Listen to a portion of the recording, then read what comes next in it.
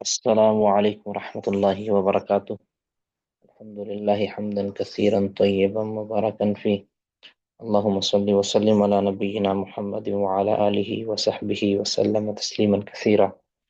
رب اشرح لی صدری ویسر لی امری واحلل عقدۃ من لسانی یفقہوا قولی۔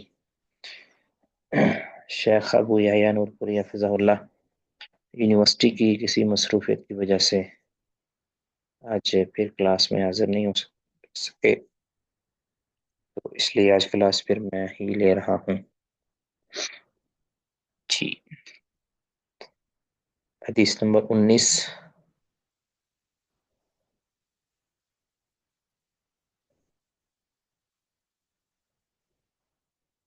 حدیث نمبر 19 ہے، اور باب ہے من الدین الفرار من الفتن۔ باب من الدین الفرار من الفتن، کہ فتنوں سے دور بھاگنا یہ دین میں سے ہے۔ فتنوں سے دور جانا یہ دین میں سے ہے، یعنی دین کی مضبوطی کی علامت ہے، یا دین کو محفوظ رکھنے کی یہ علامت ہے۔ جی، کون پڑھنا چاہیں گے؟ السلام علیکم ورحمۃ اللہ۔ وعلیکم السلام ورحمۃ اللہ۔ استاد محترم میں پڑھ لیتا ہوں۔ جی پڑھیں، لیکن آواز واضح ہونی چاہیے، ذرا ریکارڈنگ پھر صحیح نہیں اچھا، ہوتی۔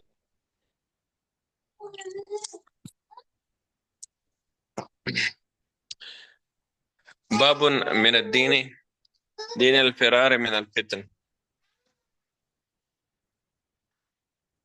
قال حدثنا عبد الله بن اللہ مسلمة عبد اللہ عن ابن مسلمہ تھا۔ جی قال حدثنا عبد الله بن مسلمة عن مالك عن عبد الرحمن عن عبد الرحمن بن عبد الله بن عبد الرحمن عبد الرحمن بن أبي سعسعة عن أبيه عن أبي سعيد الخدري أنه إنه قال قال انہ رسول قال الله صلى الله عليه انہ قال أن أنه قال قال رسول الله صلى الله عليه وسلم يوشك أن يكون یوشک خير المال شیء یوشک يوشك یوشک يوشك أن يكون خير مال مسلم غنم يتبع یتبع يتبع یتبع يتبع يتبع بها شعاف الجبال شعف ومواقع القطر شعف الجبال۔ شعاف الجبال ومواقع القطر جی يفر بدينه من الفتن۔ جی سب سے پہلے عبداللہ بن مسلمہ القعنبی، مالک سے مراد امام مالک بن انس ہیں، عبد الرحمن بن عبداللہ بن عبد الرحمن بن ابی صعصع عن ابیہ، یعنی عبداللہ بن عبد الرحمن بن ابی صعصع، آگے عن ابی سعید الخدری رضی اللہ تعالی عنہ قال قال رسول اللہ صلی اللہ علیہ وسلم یوشکو، یوشک کو معنی ہوتا ہے یعنی قریب ہے، بہت جلد۔ ٹھیک ہے، اب یہ قریب بالکل قریب زمانی بھی ہو سکتا ہے، اور یہ قریب جس طرح قیامت قریب ہے نا، یعنی جس کا وقوع پذیر ہونا محقق ہو، یقینی ہو، اس کے دور والا عمل بھی قریب ہی کہہ دیا جاتا ہے۔ یعنی کہتے ہیں کل قیامت ہوگی، یا کل جب میں فوت ہوں گا، تو مطلب یہ ہے کہ میں نے فوت ہونا ہی ہونا ہے لازمی، اب ضروری نہیں کہ کل ہی فوت ہوں۔ تو جس چیز کا ہونا بالکل یقینی ہو، لازمی ہو، اس پر قریب کا لفظ بھی، اگلے دن کا لفظ، اور اگلی صبح کا لفظ، اگلے لمحے کا لفظ، یا اس طرح کا کوئی قریبی لفظ بول دیا جاتا ہے۔ تو یہاں بھی کچھ اسی طرح کا معاملہ ہے۔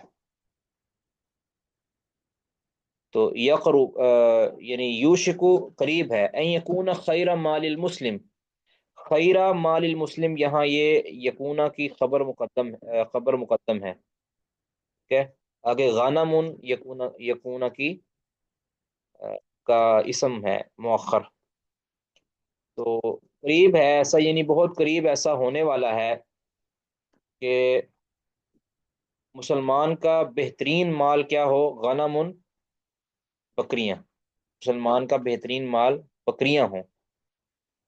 اب یہ جو ہے یہ معیشت کے اعتبار سے بھی ہو سکتا ہے، اور یہ کسی اور وجہ سے بھی ہو سکتا ہے کہ انسان کسب کے اس قدر فتنوں میں کے اندر گھیرا جائے گا کہ اس کے لیے سب سے جو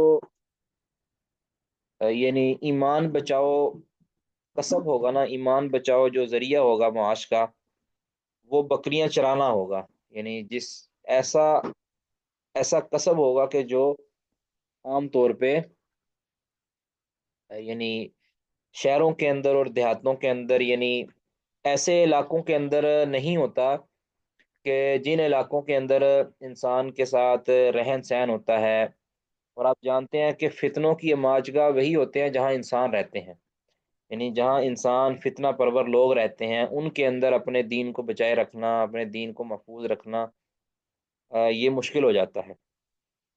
اب یہاں پہلے حدیث کا ترجمہ کر لیتے ہیں، بعد میں ایک بات سمجھاتا ہوں۔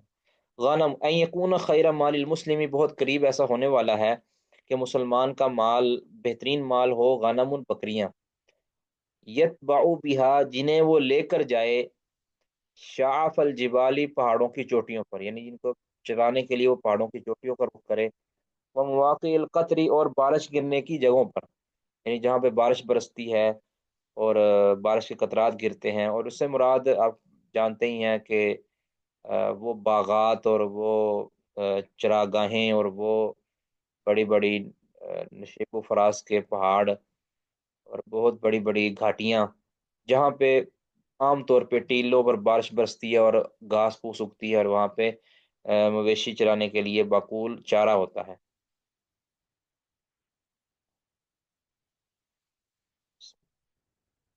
اب یہ بکریاں لے کر وہاں جاتا ہے پہاڑ کی چوٹیوں پر، اس کا مطلب مقصد صرف اور صرف یہ بکریاں چرانا یا وہاں پہ چراگاہوں کے اندر جانا نہیں ہوتا، بلکہ اس کا مقصد کیا ہوتا تھا، پیچھے کیا ہوتا ہے، یفر بدینہ من الفتن، وہ اپنے دین کو فتنوں سے بچا کر بھاگتا ہے۔ یفر، ایسا کر کے بکریاں لے کر ریوڑ لے کر وہ پہاڑوں کا رخ کرتا ہے، بیابانوں کا رخ کرتا ہے، جنگلوں کا رخ کرتا ہے، اس کا مقصد پیچھے کیا ہوتا ہے کہ وہ اپنی دین کو بچانے کے لیے نا فتنوں سے، اس مقصد کے لیے وہ جاتا ہے۔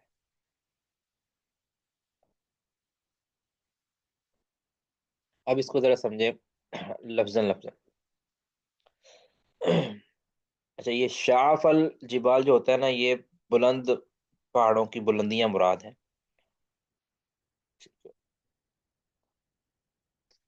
اچھا، یہ فر بدینہ ہی من الفتن،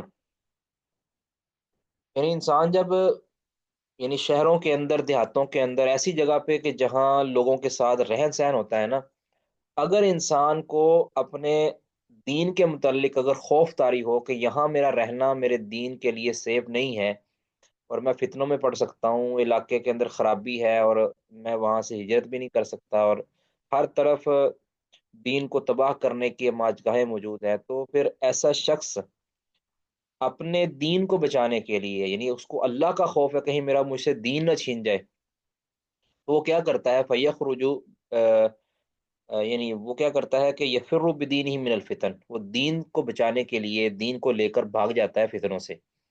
اب وہ کیا کرتا ہے، بکریاں لیتا ہے اور پہاڑوں کی چوٹیوں پر اور وہاں نشیب و فراز کے علاقوں کے اندر بھاگتا ہے اور دین کو بچاتا ہے، کہیں میرا دین فتنوں کا شکار نہ ہو جائے، اور وہ فتنے مالی بھی ہو سکتے ہیں، فتنے اخلاقی بھی ہو سکتے ہیں، فتنے اعتقادی اور فکری بھی ہو سکتے ہیں، کسی بھی طرح کا فتنہ ہو سکتا ہے۔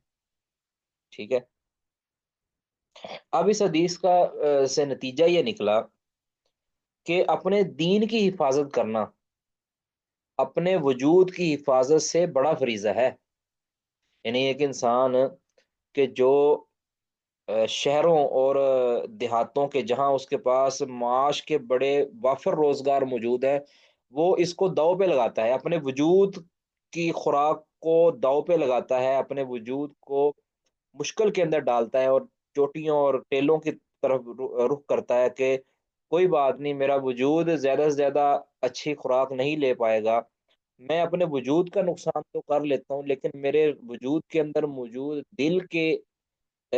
دل میں موجود جو ایمان ہے کہیں وہ ضائع نہ ہو جائے۔ تو مطلب یہ ہے کہ انسان کے لیے اپنے وجود سے کہیں زیادہ اپنے دین اور اپنے ایمان کو بچانا ضروری ہے، اس کی حفاظت کرنا یہ ضروری ہے۔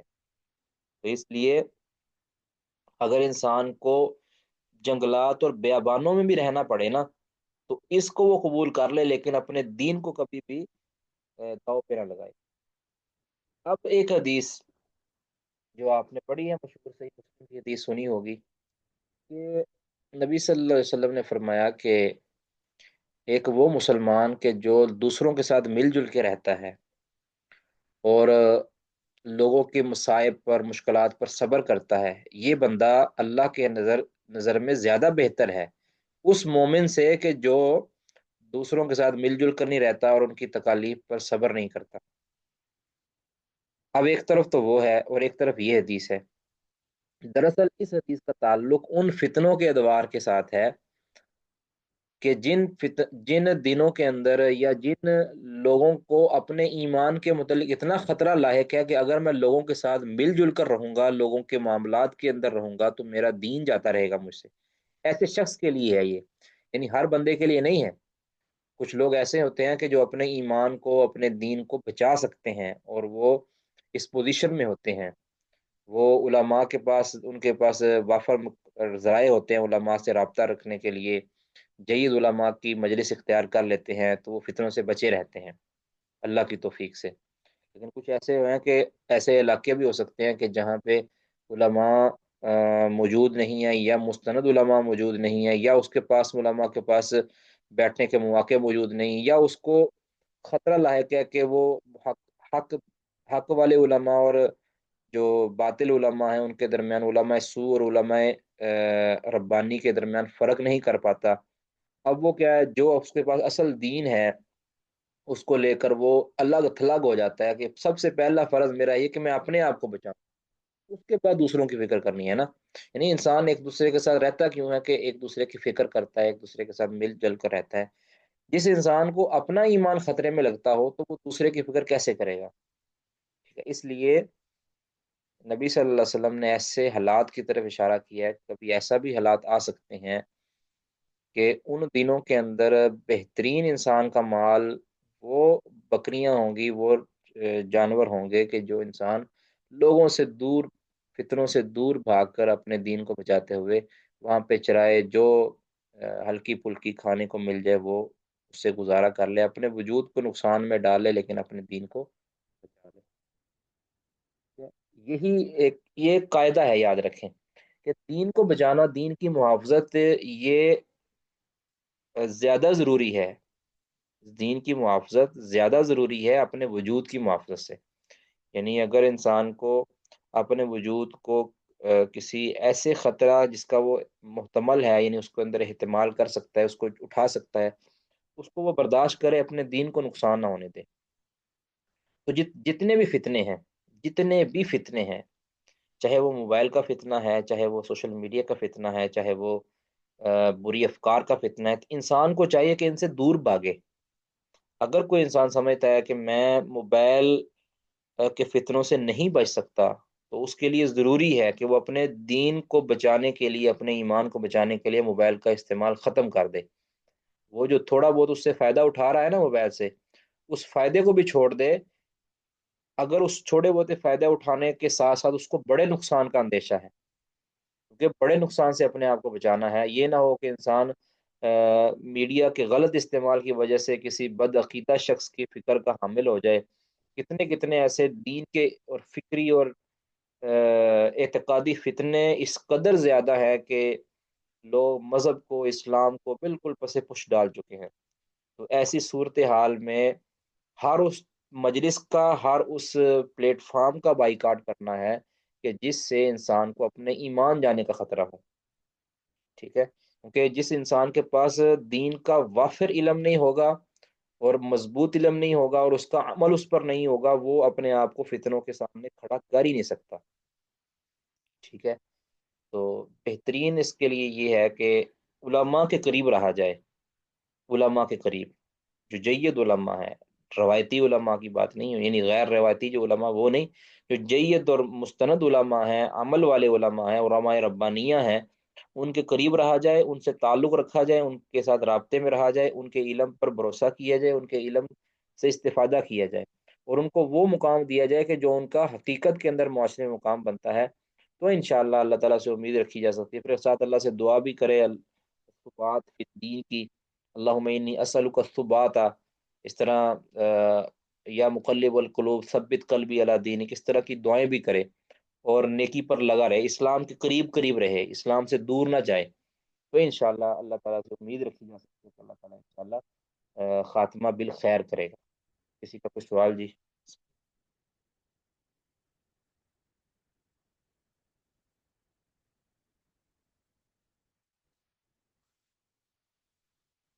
جی کوئی سوال نہیں جی.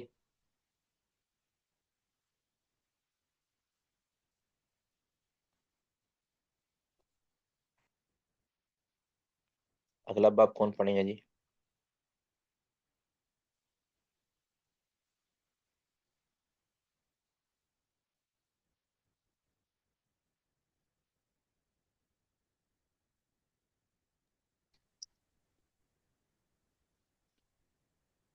باب قول النبی صلی اللہ علیہ وسلم انا عالمکم باللہ.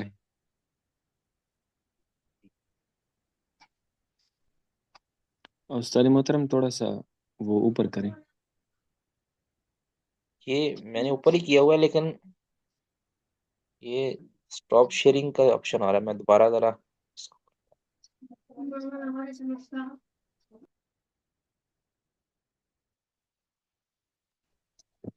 اب ٹھیک ہے جی. جی ابھی شیئر ہو رہا ہے. جی جی.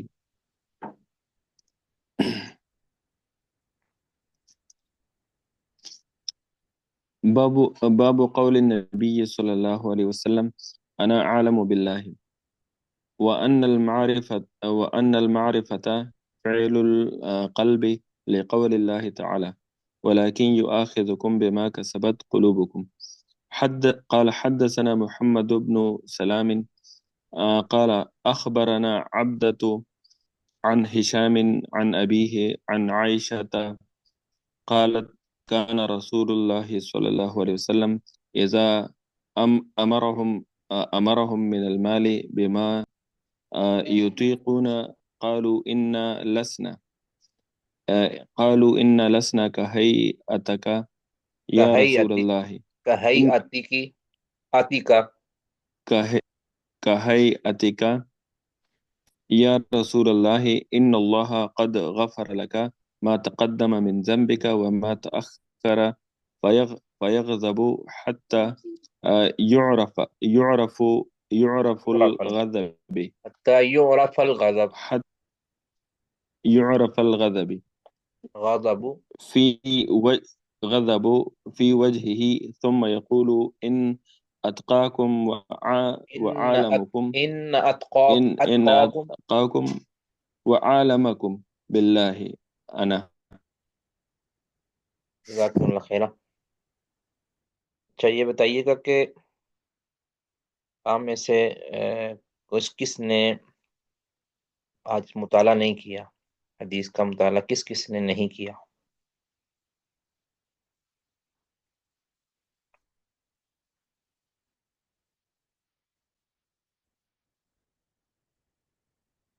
جی جس نے کیا ہے وہ ذرا بتائیے گا کس نے مطالعہ کیا ہے. میں نے مطالعہ کیا. السلام علیکم.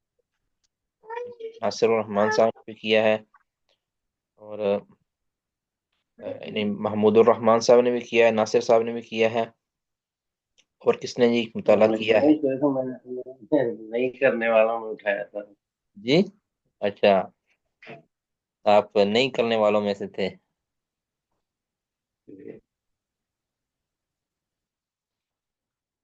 جی ٹھیک ہے. مصنف صاحب نے بھی کیا تھا. اچھا کچھ ایسے ہیں کہ جنہوں نے ना मुताला किए हुए में हाथ उठाए हैं और ना मुताला ना करने वालों में हाथ उठाए हैं, ये बताया है। वो कौन है जी? अब बताएं, जिसने मुताला किया है वो बता दें जी, किसने किया है? नासिरुल इस्लाम साहब ने मुताला किया है जी। और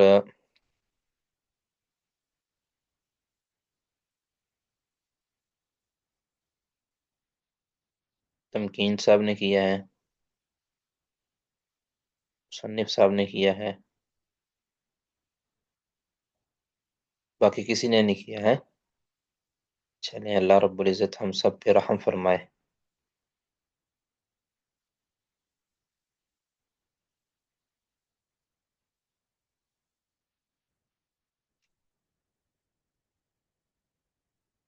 आमीन तो कह दें, शायद अल्लाह रहम फरमा दे। आमीन। हाँ जी, आमीन में तुसी उच्ची कहंदे हो, माशाअल्लाह।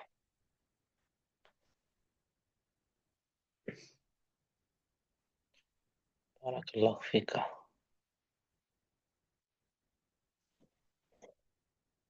जी।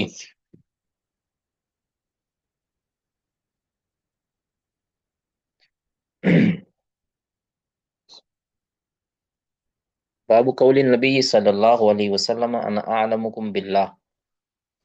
इमाम बुखारी रहमतुल्लाह की तबवीब बंदी में जो आदत मुबारक है वो मुख्तलिफ अंदाज से है। यानी तबवीब बंदी की मुख्तलिफ सूरतें हैं, उनमें से एक सूरत ये भी है कि वो हदीस के एक टुकड़े को बाब का नाम दे देते हैं। यानी कौली नबी कह के आगे हदीस का एक टुकड़ा जो मतलूब होता है उसको भी बना देते हैं। आगे वह अनल मारिफता फ़िअलुल क़ल्ब, और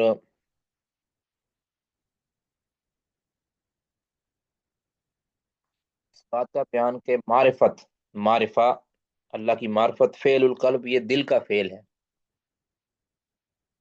इस पर बात अभी करते हैं हम। लिक़ौलिल्लाहि ताला, क्योंकि अल्लाह ताला का फरमान है, वलाकिन युआखिज़ुकुम बिमा कसबत कुलूबुकुम। यानी पीछे आता है ना कि अल्लाह ताला तुम्हारी लघु कस्मों को तुम्हारा मुआसबा और तुम्हारा मुआखजा नहीं करता, लेकिन वलाकिन युआखिज़ुकुम बिमा कसबत कुलूबुकुम, लेकिन अल्लाह ताला मुआखजा करता है उस पर जो दिलों ने कसब किया हो। व अनल मारिफत फ़िअलुल क़ल्ब, मारिफत दिल का फेल है। अब दिल के फेल पर यानी कसब का यानी दिल का जो फेल होता है उसको कसब कहते हैं।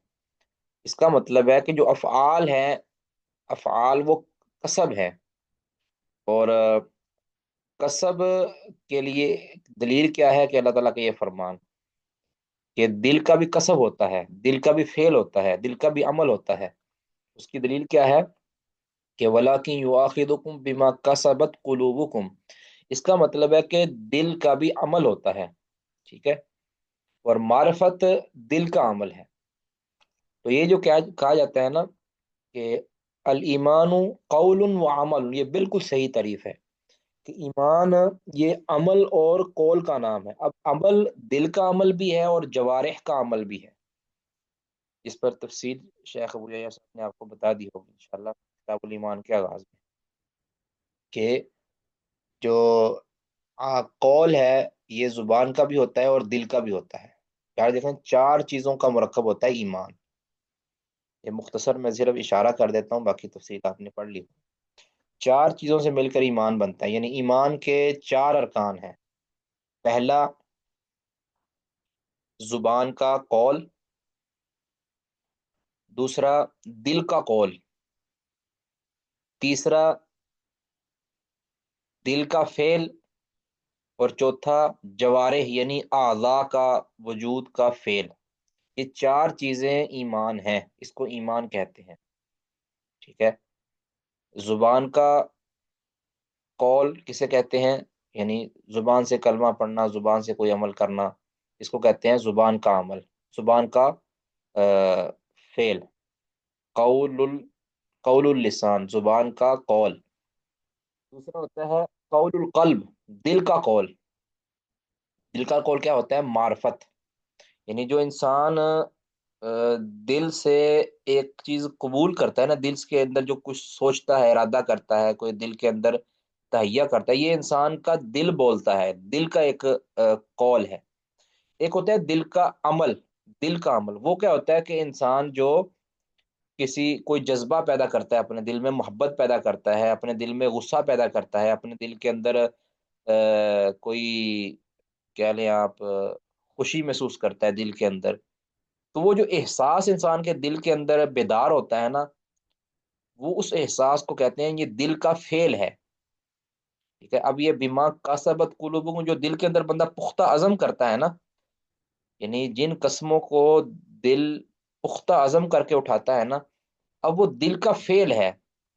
ٹھیک ہے، وہ دل کا فعل ہے۔ اب ایک عمل، جوارے کا عمل جو ہوتا ہے وہ تو آپ کے سامنے ہی ہے، نماز پڑھنا، اس طرح دیگر حرکات جو انسان کے وجود سے سرزد ہوتی ہیں، وہ سارے عمل الجوارے ہیں۔ تو یہ چار چیزیں ایمان میں داخل ہیں۔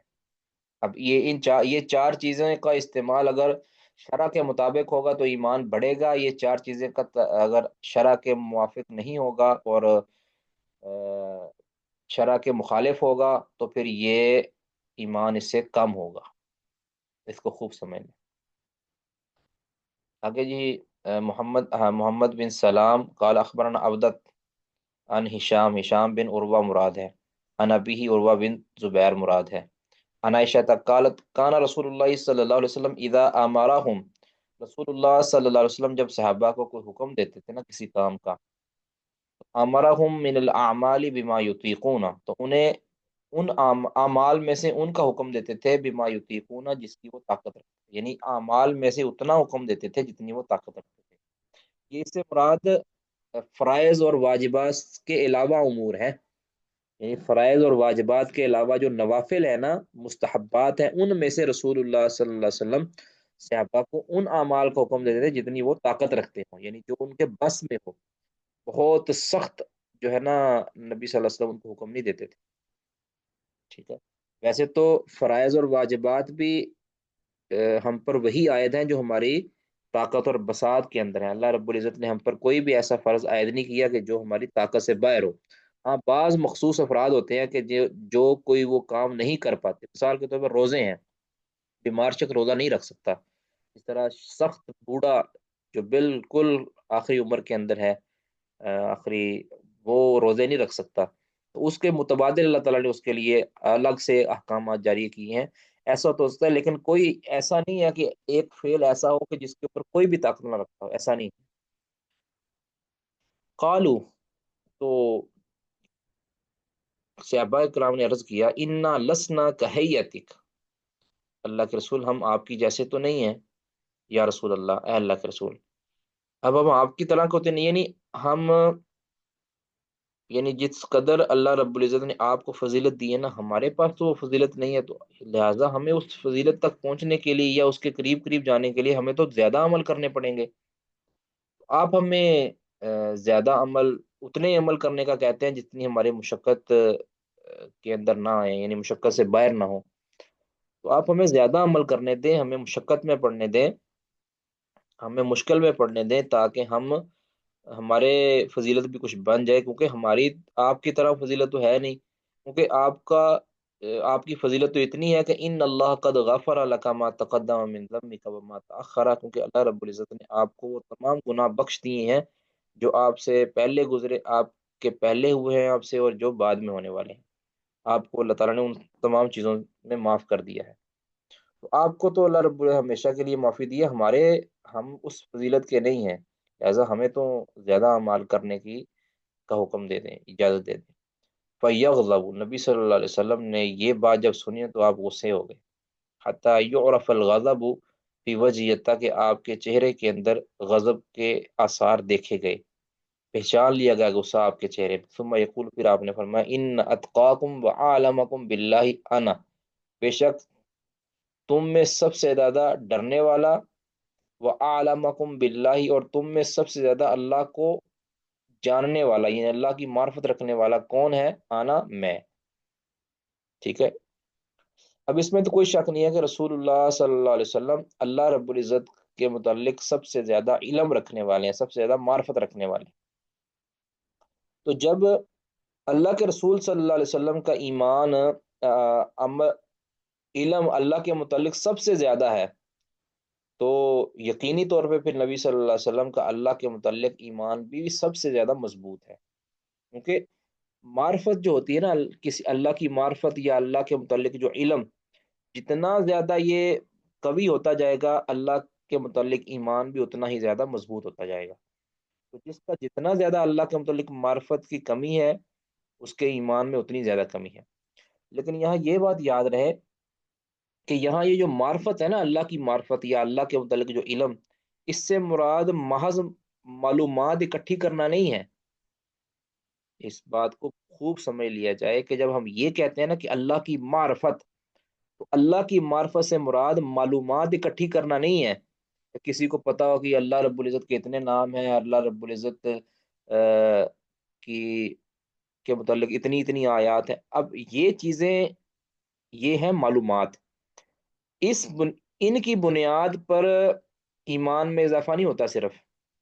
یہاں جو مراد ہے، یہاں مراد وہ معرفت ہے کہ جو اللہ کی تعظیم، اللہ کے احترام اور اللہ رب العزت کے محبت اور پیار کے اوپر مبنی ہو، یعنی جس کی معرفت علم، معرفت تعظیمیہ، یعنی ایسی معرفت کہ جس میں ایمان اور تعظیم پائی جاتی ہو، یعنی اللہ کی تعظیم پائی جاتی ہے۔ جس کے پاس یہ معرفت جتنی زیادہ بڑھتی جائے گی نا، اس کا ایمان اتنا زیادہ بلند اور قوی ترین ہوتا جائے گا۔ عام طور پہ دیکھنے میں کیا مل آیا ہے کہ لوگ، اب یہ جو معرفت ہے نا، یہ معلوماتی معرفت، معرفت یہ کسی کافر کو بھی ہو سکتی ہے۔ کافر بھی جان سکتا ہے کہ اللہ رب العزت کے اتنے نام ہیں، اس کی یہ تعریف ہے، اس کی یہ خوبیاں ہیں، اس کی یہ، اب اس کافر کے دل کے اندر اللہ کی تعظیم نہیں ہوگی، سمجھ آئی؟ ایک کافر آدمی کہ جس کو اللہ کا تعارف کروایا جائے اور اس کی صفات اس کے سامنے بیان کی جائے، تو اس کے سینے میں کوئی معرفت نہیں ہوتی، اس وجہ سے اس کے پاس بڑی معلومات ہوتی، لیکن اس کے پاس ایمان رتی برابر بھی اس کا اضافہ نہیں ہوتا۔ تو مراد یہاں جو معرفت، اللہ کی معرفت سے مراد کیا ہے کہ ایسی معرفت کہ جس معرفت کے اندر اللہ کی تعظیم اور احترام پایا جائے۔ اسی لیے تو کہا جاتا ہے نا کہ ایک وہ شخص جو چٹا ان پڑھ ہے، چٹا ان پڑھ ہے، لیکن اس کے سینے میں اگر اللہ کا احترام موجود ہے نا، اللہ کی تعظیم اور اللہ کی محبت موجود ہے، اس کا، اس کی معرفت کا جو لیول ہے نا، وہ اس بڑے پڑھے لکھے آدمی سے زیادہ ہے کہ جس کے دل میں اللہ کی تعظیم نہیں ہے۔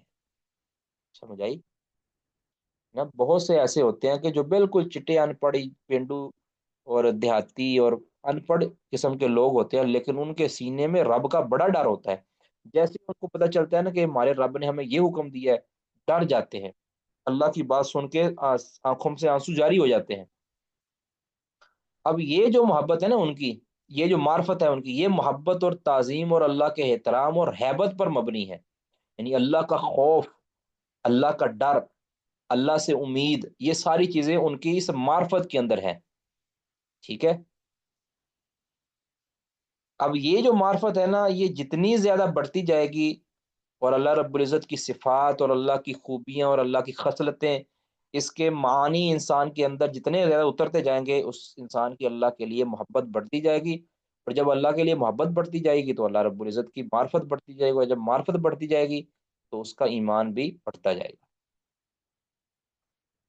اسی لیے قرآن پاک میں ہے نا، سورۃ انفال آیت نمبر 2 میں، انما المؤمنون الذین اذا ذکر اللہ وجلت قلوبہم، کہ مومن تو وہ ہیں، حقیقی مومن وہ، اب اس کے اندر یہ پڑھے لکھے یا ان پڑھ مومنوں کی بات نہیں ہے، جو بھی مومن ہے، یعنی جس کے پاس اللہ کے متعلق قوی ایمان موجود ہے۔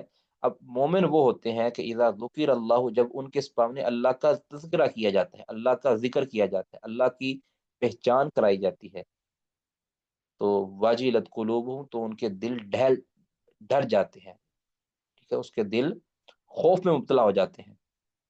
وہ گھبرا جاتے ہیں، اللہ رب العزت ہیبت ان پر طاری ہو جاتی ہے۔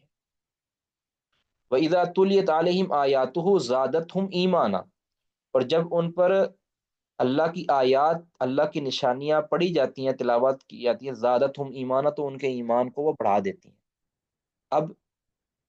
اب یہ جو ایک ان پڑھ یا ایک پڑھا لکھا آدمی، جس کے پاس اللہ کی معرفت، ایسی معرفت کے جو تعظیم اور احترام پر مبنی ہے، جو ہیبت اور محبت پر مبنی ہے، جو اجلال اور تعظیم پر مبنی ہے، اگر اس کے پاس ہے تو اس کا ایمان بڑھتا جائے گا۔ جتنی زیادہ ہیبت ہوگی، جتنی زیادہ محبت ہوگی، اتنی زیادہ معرفت ہوگی، اتنی زیادہ اس کے اندر ایمان اور یقین بڑھتا جائے گا۔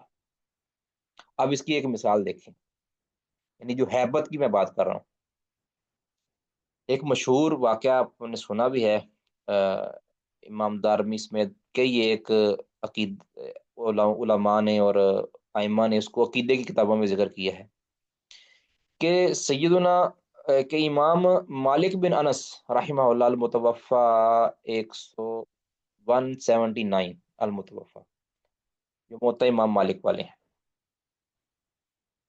انہوں نے ان کے سامنے کسی نے پوچھا کہ اللہ کہاں ہے، تو انہوں نے بتایا کہ اللہ عرش پر مستوی ہے۔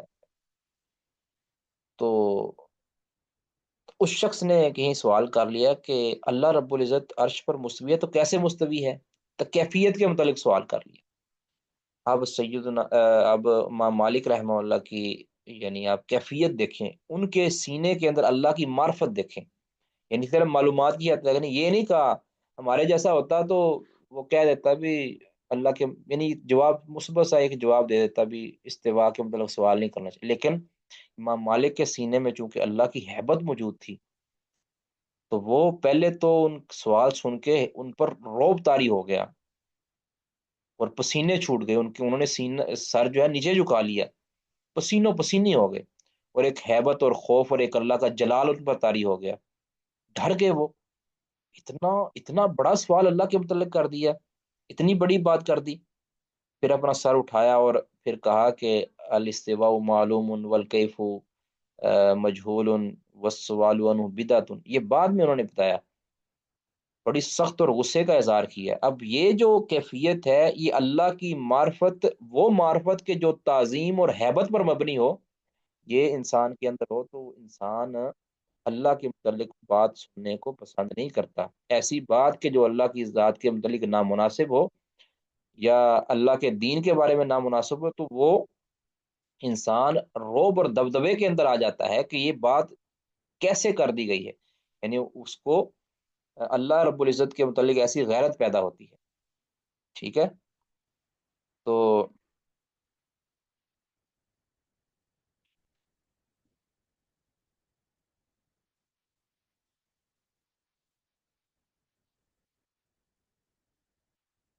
جی آپ مصنف صاحب کیا کہنا چاہ رہے ہیں؟ معتزلہ اس بارے میں ایک سوال کرتے ہیں، کس بارے میں جی؟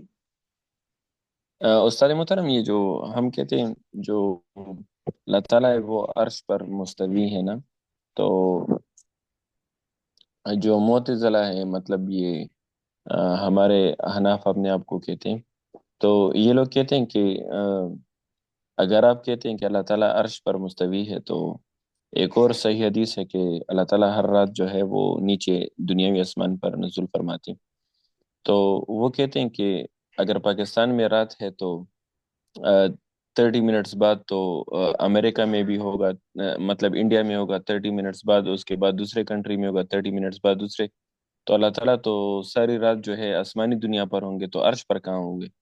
تو عرش بس پر کس ٹائم ہوتے ہیں؟ میں اور وہ آپ کی بات سمجھ گئی، جزاکم اللہ خیرہ۔ اب یہ چیز ہوتی ہے جس کے دل میں اللہ کی تعظیم اور ہیبت نہیں نہ ہوتی، وہ ایسی جسارت کرتا ہے۔ اب یہی حدیث رسول اللہ صلی اللہ علیہ وسلم نے بیان فرمائی تھی، صحابہ کو بھی پتا تھا کہ یہ موسموں کی تبدیلی اور جو مطالعے کا مختلف ہونا، اور یعنی ایک علاقے کے اندر رات ہوتی ہے، یہ ساری چیزیں صحابہ کے علم میں بھی تھیں۔ ٹھیک ہے، اب صحابہ کرام نے حدیث سنی ہے، صحابہ کرام نے رسول اللہ صلی اللہ علیہ وسلم سے سنا ہے، صحابہ کرام نے اس پر ایمان لانے کو کافی سمجھا ہے، تابعین نے اس حدیث کو سنا صحابہ سے، انہوں نے اس پر ایمان لانے کو کافی سمجھا ہے۔ اب ہم کیا سمجھتے ہیں کہ ہم کہتے ہیں کہ ہمیں غیب کی تمام خبروں کا بال یقین علم ہو جائے اور ہمیں پتہ چل جائے کہ وہ کیسے ہو سکتا ہے کیسے نہیں ہو سکتا۔ یہ جو کیفیات ہوتی ہیں نا کسی بھی چیز کی، کیفیات کے متعلق اصول یاد رکھے کہ جتنی ہمارے علم میں آ گئی اس پر ہم نے اکتفا کرنا ہے، باقی کا علم اللہ کے سپرد کر دینا ہے۔ ٹھیک ہے؟ اب اللہ رب العزت کیسے نزول فرماتے ہیں، ہم نے کہنا ہے کہ نزول اللہ کا حقیقی ہے، نزول اللہ فرماتا ہے۔ اب کیسے فرماتا ہے یہ ہماری سمجھ سے باہر بات ہے۔ ہمارا ایمان ہے کہ اللہ تعالیٰ نزول فرماتا ہے، کیسے فرماتا ہے یہ اللہ رب العزت کے، اس کا علم ہمیں اللہ نے نہیں دیا، نہ ہمیں اس کا مکلف ٹھہرایا ہے۔ اس طرح جو اہل بدعت کہتے ہیں جی اللہ تعالیٰ عرش پر ہے تو عرش اگر اللہ تعالیٰ ساری کائنات سے بڑا ہے تو پھر اللہ تعالیٰ کائنات کے اندر ہے یا باہر ہے، اندر داخل ہے یا خارج ہے، تو اس لیے کہتے ہیں جی اللہ رب العزت کا وجود ہی نہیں ہے، اللہ تعالیٰ لا وجود ہے۔ یہ سارے فلسفے ہیں جو عقل سے دین کو سمجھنے کی کوشش کرتے ہیں، ان کے ساتھ یہ معاملہ ہوتا ہے۔ ٹھیک ہے؟ تو ہم کہتے ہیں کہ ہمارے دین کی بنیاد عقل نہیں ہے، ہمارے دین کی بنیاد اساس وحی الہی ہے۔ ہاں عقل اس کو سمجھنے کے اندر ایک ہیلپنگ ٹول کی حیثیت رکھتی ہے کہ دین کو سمجھنے کے لیے ایک ہتھیار ہمارے پاس عقل کا بھی ہے، لیکن عقل بنیاد نہیں ہے تشریع کے لیے، یعنی دین کے لیے یہ ہتھیار نہیں ہے، یہ آلہ نہیں ہے، یہ بنیاد اور اساس نہیں ہے۔ بنیاد اور اساس ہے علم وحی۔ علم وحی نے جو ہمیں خبر دے دی ہے اس پر تو ہمارا ایمان لانا ضروری ہے، لازمی ہے۔ اب اس پر ایمان لانے کے بعد عقل کو کوئی حق نہیں ہے کہ ہم اس وحی الہی کو مشکوک ٹھہرانے کے لیے اس کے اوپر سوال چھوڑیں۔ تو یہی ہیبت تھی جو امام مالک کے پاس موجود تھی اور آج کے نام نہاد لوگوں کے پاس موجود نہیں ہے، کہ وہ بلا جھجک اللہ کے متعلق ایسے اشکالات پیدا کرنے کی کوشش کرتے ہیں۔ یہی کام تو رسول اللہ نے بتایا کہ شیطان کا کام ہے، وہ تمہیں وسوسے ڈالتا ہے جی، یہ تمہیں کس نے پیدا کی؟ تمہیں اللہ نے پیدا کیا یار، آخر کائنات کو کس نے پیدا کیا؟ اس کو جی کسی اور، یعنی بالآخر وہ تمہیں اس نتیجے پر لے جائے گا تمہاری سوچ کو کہ تمہیں وہ یہ سوچنے پر مجبور کر دے گا کہ پھر اللہ کو کس نے پیدا کیا۔ فرمایا کہ جب تمہیں اس طرح کے خیال آپ پیدا ہونا شروع ہو جائے نا کہ اس کو کس نے پیدا کیا، پھر اس کو کس نے پیدا کیا، وہ کیسے بنا، اس کا بیک گراؤنڈ کیا ہے، اس کی ماضی کیا ہے، اس کا پاسٹ کیا ہے، اس کا کریٹر کون ہے، جب یہ اس طرح کا تمہیں لڑی بڑھنا شروع ہو جائے نا تو اللہ رب العزت سے تعوذ مانگا کرو، یعنی اللہ تعالیٰ کا تعوذ مانگ کر شیطان سے تعوذ بنا کر اللہ کی پناہ میں آ جایا کرو، کیونکہ وہ شیطان تمہارے سے چالیں چل رہا ہے۔ ٹھیک ہے؟ اس لیے اللہ کے متعلق کبھی بھی اپنے دماغ کو اپنی عقل کو بے لگام نہیں ہونے دینا۔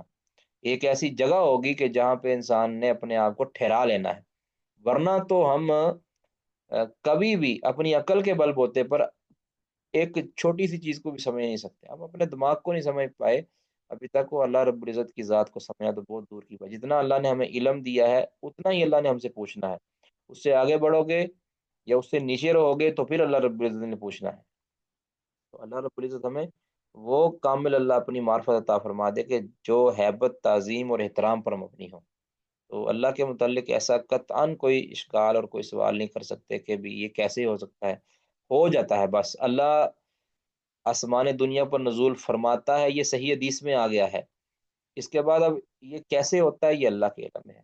اللہ نے بتایا کہ سورج مشرق سے طلوع ہوتا ہے، مغرب کے اندر غروب ہوتا ہے، اور یہ جو غروب ہوتا ہے سورج، اللہ کے رسول صلی اللہ علیہ وسلم نے اللہ سے یہ خبر لے کر ہمیں بتایا ہے کہ وہ سورج عرش کے پائے کے پاس جائے غروب ہوتا ہے۔ اب سورج کے نکلنے اور غروب ہونے کے ٹائمنگ پوری دنیا کے اندر مختلف ہے، ہر وقت سورج غروب بھی ہو رہا ہے اور طلوع بھی ہو رہا ہے ہر وقت۔ اب یہ کیسے ہوتا ہے ہمارے علم میں نہیں ہے، ہماری سوچ محدود ہے۔ ٹھیک ہے؟ ہماری سوچ محدود ہے۔ اب یہ تو سارے مانتے ہیں نا کہ سورج غروب ہوتا ہے، سورج غائب ہوتا ہے، ٹھیک ہے، سارے مانتے ہیں۔ اور اب یہ کیسے ہوتا ہے؟ اب ہم پاکستان میں سورج غروب ہو رہا ہے اور کئی ایسے ممالک ہیں جہاں پہ وہ طلوع ہو رہا ہوگا۔ تو یہ ایک نظام اللہ رب العزت نے رکھا ہوا ہے، اس پر ایمان ہم نے لانا ہے، اس کی حقیقت کو جاننے کی ہم کوشش بھی کریں تو نہیں جان پائیں گے۔ ٹھیک ہے، ہم اپنی محدود عقل کے ساتھ ایک لامحدود کائنات کو نہیں سمجھ سکتے۔ جتنی سمجھ آ جائے، جتنے سمجھ میں آ جائے اس پر ایمان رکھیں، باقی کا علم اللہ کے سپرد کر دیں۔ بہرحال بات کیا ہو رہی تھی؟ اچھا، یہ جو جملہ ان اتقاکم وعلمکم باللہ انا، نبی صلی اللہ علیہ وسلم نے بالکل سچ فرمایا کہ آپ صلی اللہ علیہ وسلم واقعتاً اللہ کے متعلق زیادہ معرفت رکھتے تھے، اور جب معرفت زیادہ رکھتے تھے تو اللہ رب العزت سے ڈرنے بھی زیادہ والے تھے، یعنی زیادہ ڈر اللہ رب العزت کا۔ اسی وجہ سے، اسی اللہ کے متعلق آپ کو جو ایک آپ کے دل میں اللہ کی جو تعظیم تھی نا، اسی ہیبت کی وجہ سے صحابہ کرام نے جب یہ کہا نا کہ ہم اس لیے اللہ کے رسول زیادہ عبادت کے لیے خواہش مند ہیں کیونکہ آپ کے تو گناہ بخش دیے گئے ہیں، ہمارا آپ کے ساتھ کوئی مقابلہ نہیں، لہٰذا ہم چاہتے ہیں کہ ہم تکلف کے ساتھ جو ہے نا عمل کریں۔ تو نبی صلی اللہ علیہ وسلم اس پر غصے ہو گئے، نبی صلی اللہ علیہ وسلم اس پر غصے ہو گئے، حتیٰ کہ آپ کے چہرے کے اندر غصے کے آثار نمودار ہوئے۔ اب اس کو ذرا، اس میں جو محل شاہد ہمارا ہے یعنی استدلال، وہ کیا ہے کہ معرفت ان المعرفت فعل القلب، جو امام بخاری رحمہ اللہ نے نتیجہ پہلے نکالا تھا کہ معرفت یعنی اللہ کی معرفت یہ دل کا فعل ہے، معرفت کسی بھی چیز کی معرفت یہ فعل القلب، یہ دل کا فعل ہے، ٹھیک ہے۔ تو کیونکہ اس کو کسب، اس اور فعل کو کسب کہتے ہیں، اور کسب قرآن پاک نے فعل کے لیے، اس کے لیے کسب کا استعمال کیا ہے دل کے لیے، وَلَٰكِن يُؤَاخِذُكُم بِمَا كَسَبَتْ قُلُوبُكُم۔ تو اللہ رب العزت نے دل کے فعل کو کسب کہا ہے، اور جب کسب ہوتا ہے تو کوئی شک نہیں کہ وہ عمل ہوتا ہے۔ اچھا، سیدہ عائشہ نے یہ کہا نا کہ رسول اللہ صلی اللہ علیہ وسلم کان رسول اللہ صلی اللہ علیہ وسلم اذا امرهم من الاعمال بما یطیقون، کہ نبی صلی اللہ علیہ وسلم جب حکم دیتے تھے تو ان اعمال، اتنے اعمال کا حکم دیتے تھے جتنی وہ صحابہ طاقت رکھتے تھے۔ تو قرآن پاک کے اندر بھی اس طرح ہے، لا یکلف اللہ نفسا الا وسعها، کہ اللہ تعالیٰ بھی کسی بھی جان کو اس کی وسعت سے زیادہ تکلیف یا کہہ لیں آپ تکلف میں نہیں ڈالتا۔ اور اسی طرح دعا بھی ہے سورہ بقرہ کی آخری آیت میں، ربنا ولا تحملنا ما لا طاقت لنا بھی، کہ اللہ ہم پر ایسے اعمال کی مشقت نہ ڈالنا کہ جس کی ہمارے پاس طاقت نہیں ہے، ٹھیک ہے۔ لہٰذا یہ تو ممکن ہی نہیں ہے کہ نبی صلی اللہ علیہ وسلم ایسے کسی کام کو حکم دے دیں کہ جس کی انسان طاقت ہی نہ رکھتا، کیونکہ یہ شریعت کی بنیاد اور روح کے خلاف ہے کہ شریعت کے اندر تو کوئی بھی امر ایسا نہیں ہے کہ جو انسان کی طاقت اور سے باہر ہو، کیونکہ پورے کا پورا ان الدین یسر، نبی صلی اللہ علیہ وسلم نے فرمایا نا کہ ہمارا دین جو ہے نا یہ آسان ہے۔ آسانی سے مراد یہ ہے کہ اب اس کا یہ مطلب نہیں ہے کہ اس کے اندر بالکل بھی مشقت نہیں ہے کہ انسان بس آسان آسان جو چیزیں انسان کو نہیں، مشقت ہے، لیکن مشقت ایسی نہیں ہے کہ جو انسان کی بس سے بالکل باہر ہو۔ ہاں، جن انسانوں کے بس میں کچھ مشقتیں نہ ہوں تو ان کے لیے اللہ رب العزت نے وہاں نرمیاں بھی رکھی ہیں۔ ایک انسان کھڑا ہو کر نماز نہیں پڑھ سکتا، فرض نماز اس کی طاقت میں نہیں ہے، وہ کمزور ہے، بیمار ہے، لاچار ہے، اس کو ایکسیڈنٹ ہوا ہے یا کوئی بھی ایسا مسئلہ ہے کہ وہ کھڑے ہو کے نماز نہیں پڑھ سکتا۔ اب کھڑے ہو کر نماز پڑھنا تو فرض ہے ویسے اسلام کا، اور ایمان اس کا نماز کا بنیادی رکن ہے، اس کے بغیر نماز نہیں ہوتی۔ لیکن ایک انسان نہیں کھڑا ہو سکتا، اب اس کی بساط سے باہر ہو گیا ہے، تو اس کے لیے کیا ہے کہ وہ بیٹھ کر نماز پڑھ لے۔ اب بیٹھ کر نماز پڑھنا اس شخص کے لیے فرض ہے۔ اب اگر کوئی بیٹھ کے بھی پڑھنے کی طاقت نہیں رکھتا، وہ لیٹ کر پڑھ لے، لیکن فی نفسی ہی کھڑا ہونا یہ طاقت سے باہر نہیں ہے۔ ایک عام صحت مند آدمی وہ کھڑا ہو سکتا ہے، ٹھیک ہے۔ اور یہ کھڑے ہونے کے لیے اللہ رب العزت نے کوئی اس کو اتنی زیادہ دیر کھڑے ہونے کا نہیں کہا کہ جو اس کی بساط سے باہر ہو۔ انسان کو یہ نہیں کہا کہ وہ 24 گھنٹے کھڑا رہے، ایک خاص ٹائم ہے نا کہ اتنا ٹائم جس میں تلاوت ہو جائے، قیام مکمل ہو جائے، اتنا دیر کھڑا رہے۔ یہ تو ایک مثال ہے کہ قرآن شریعت جو ہے نا یہ ساری کی ساری آسان ہے، اور اس کا یہ اصول ہے کہ اس کا ہر فعل وہ آسانی پر مبنی ہے۔ باقی جن کے لیے اس پر عمل کرنا مشکل ہو تو اس کے لیے اللہ تعالیٰ نے سہولیات بھی دی ہیں۔ اچھا، صحابہ کرام نے جب یہ اعتراض کیا ہے نا नबी सल्लल्लाहु अलैहि वसल्लम ने जब हुक्म दिया उनको कि आसानी वाला मामलात करें, यानी फ़राइज़ के बाद, तो सहाबा ने ये इतराज़ किया कि अल्लाह के रसूल, इन्ना लसना का हैयत, हम तो आप जैसे नहीं हैं, यानी आपकी पहुँच, आपके मुकाम तक तो हम नहीं पहुँच सकते ना, तो लिहाजा हमें तो फिर कुछ अपने दर्जात बुलंद करने के लिए कुछ इजाफी अमल, ऐसे ऐसे मुशक्क़तें हमें बर्दाश्त करनी चाहिए। अच्छा, इस इन जुमलों के अंदर उन तमाम के तमाम सूफिया का रद्द होता है कि जो अपने आप को मुशक्क़तों के अंदर डालते हैं। ये साधु संत फकीर जो है ना, हिंदुओं के, ये आप हैरान होंगे, इन्होंने अपने आप को ऐसी मुशक्क़तों के अंदर डाला हुआ है कि इंसान को घिन आती है कि यार ये इंसान है या जानवर है। कोई जानवरों और गधों को भी के साथ भी इस तरह का सलूक नहीं करता जो उन्होंने खुद अपनी ज़ात के साथ कर रखा है। अब कुछ बदबख्त ऐसे थे जो कहते कि मैंने इतने साल हो गए अपने हाथ को नीचे ही नहीं किया, यानी हाथ उन्होंने बुलंद किया हुआ है, हाथ उठाया हुआ है जी, मैं इसको, उसके नाखून भी पड़े हुए हैं, मैंने हाथ नीचे ही नहीं किया, वो उधर ही पत्थर बना हुआ है। कुछ ऐसे हैं कि जो कहते हैं कि मैं इतना अरसा हो गया मैं नहाया नहीं हूँ, मैं अपने ऊपर, मैं अपनी, मैं मार रहा हूँ अंदर जो है ना, मैं अपने आप को, अपने अंदर में जो मैं होती है उसको मार रहा हूँ। अब ये ऐसी चीजें हैं कि जो इंसान ने अपने ऊपर खुद हावी की हुई हैं। इसी तरह मुसलमानों के अंदर भी कई ऐसे बातनी गंदे सूफिया हैं कि जो कहते हैं कि हम जो है एक पाँव पर खड़े होकर इबादत करते हैं, हम जनाब जी दरख्त के साथ लटक के इबादत करते हैं, हम जनाब जी कमीज ही नहीं पहनते, नहीं सर्दी हो गर्मी हो कमीज नहीं पहनते। कई ऐसे बदबख्त हैं कि जो अपने आप को आग के अंदर डालते हैं, अपने आप को कोयलों के ऊपर रखते हैं, भी मैं अपनी मैं मार लूं अंदर से।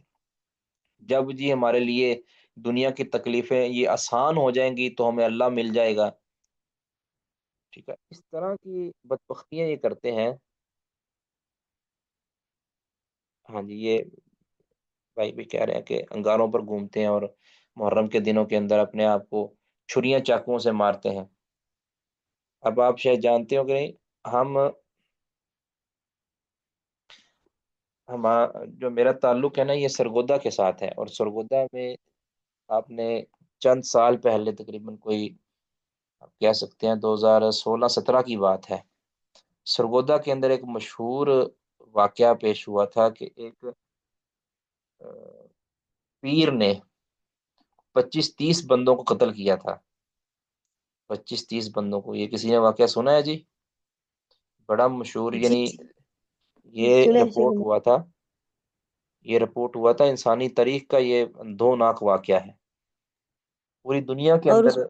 जी शेख मोहतो उसमें मेरे ख्याल से एक इंस्पेक्टर भी था, जो पुलिस वाला भी कोई मारा गया था ना।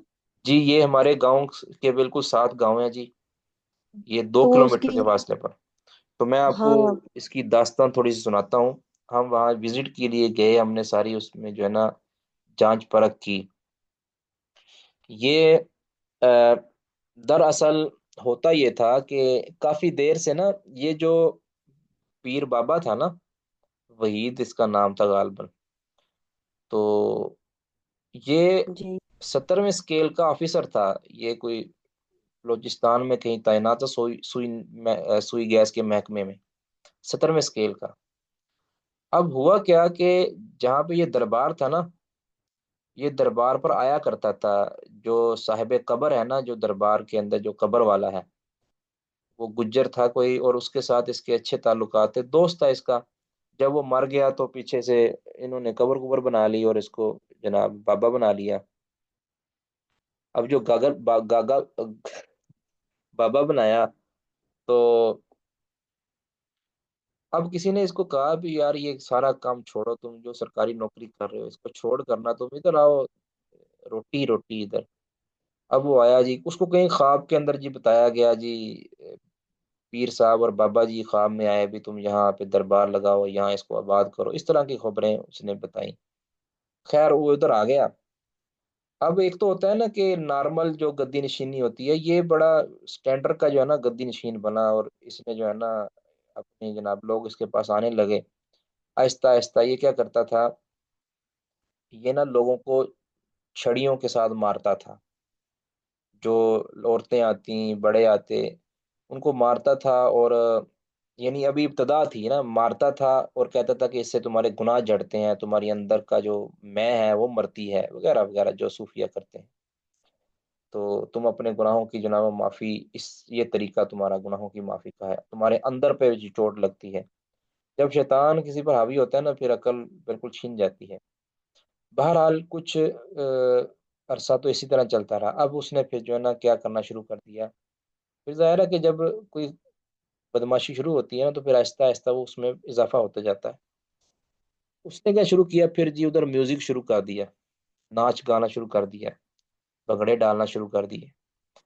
پھر آپ سن کے حیران ہوں گے کہ وہاں پہ پھر کمروں کے اندر ننگا نچواتا تھا وہ، لڑکیوں کو بھی، یعنی بگڑے ڈالتا، نچوانے سے مراد میری یہ ہے، بگڑے جس طرح وہ صوفیہ ناچتے ہیں، بندے اور عورتیں یہ دونوں برہنہ ہو جاتے تھے اور ناچتے تھے ایک دوسرے کی طرف، رغبت کی وجہ سے نہیں، یعنی جس طرح جنسی معاملات یہ نہیں، یہ کہتے تھے بھی کپڑے اتار کر پھر ایک دوسرے کو وہ مارتے تھے، چھڑیوں کے ساتھ مارتے تھے۔ اب یہ چیزیں، اب ان کی آوازیں آتی تھی باقاعدہ اس ارد گرد جو ہے نا، اصل میں وہ جو آ، تھا نا دربار، جو تھا چھوٹا سا دربار تھا وہ دربار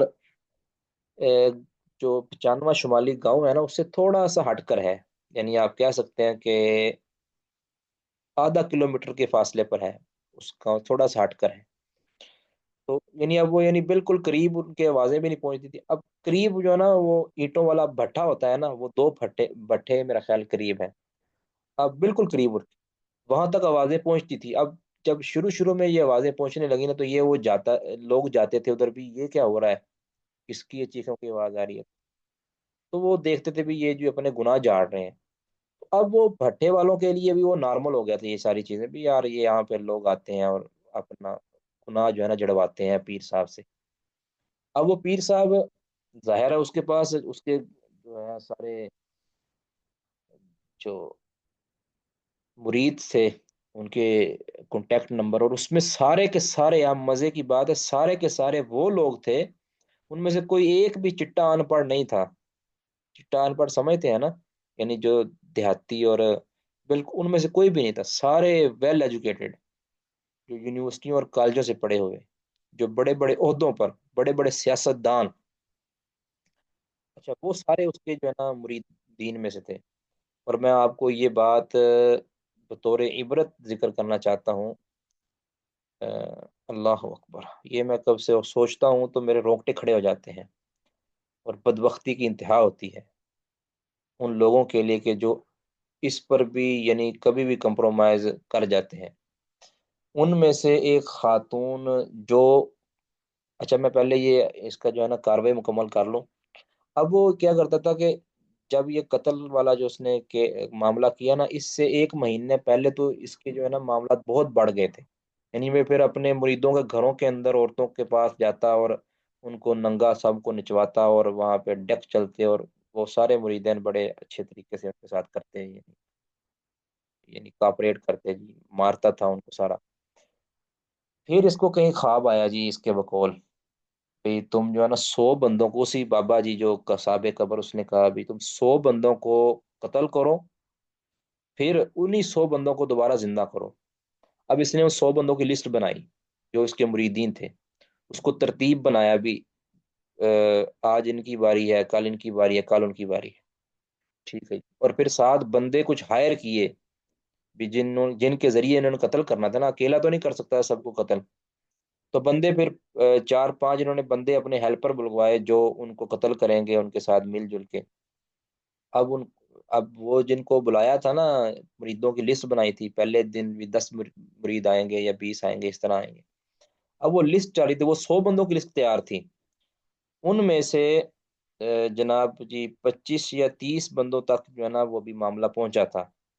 وہ کیا تھا، وہ کیا کرتا تھا، بلاتا تھا، اب وہ آپس میں جس طرح پہلے ہلا گلا کرتے ہیں اور ناچ گان ہوتا ہے اور ایک دوسرے کو مارتے ہیں ننگے کر کے، اب وہ مار رہا ہے، اب مارنے پہلے تو وہ چھڑیاں وغیرہ استعمال کرتا تھا، اس دن اس نے جناب چاقو کا استعمال بھی کیا، چاقو کے ذریعے، چھریوں کے ذریعے جناب جی اس کو جناب قتل کر دیا۔ اور حیران کن یہ حرکت یہ ہے کہ اس کے اندر اس نے جناب جو جسم کے مخصوص اعضاء ہوتے ہیں لڑکیوں کے بھی اور لڑکوں کے بھی، وہ تک اس نے جو ہے نا اس کا مسئلہ کر دیا، جسم کا سارا مسئلہ کر دیا۔ اب اس مسلح شدہ خواتین کے اندر ایک خاتون وہ بھی تھی جو میں اہم بات کرنا چاہتا تھا، جس کو ہمارے ایک استاد جی نے خود بھی دیکھا ہے، اس خاتون کو، اس مسلح شدہ جو civil hospital B H Q Sargodha کے اندر یہ لاش جب پڑی تھی، وہ خاتون وہ تھی کہ جو ایک سلفی مدرسہ کے سے فاضلہ تھی اور وہاں پڑھاتی رہی ہے۔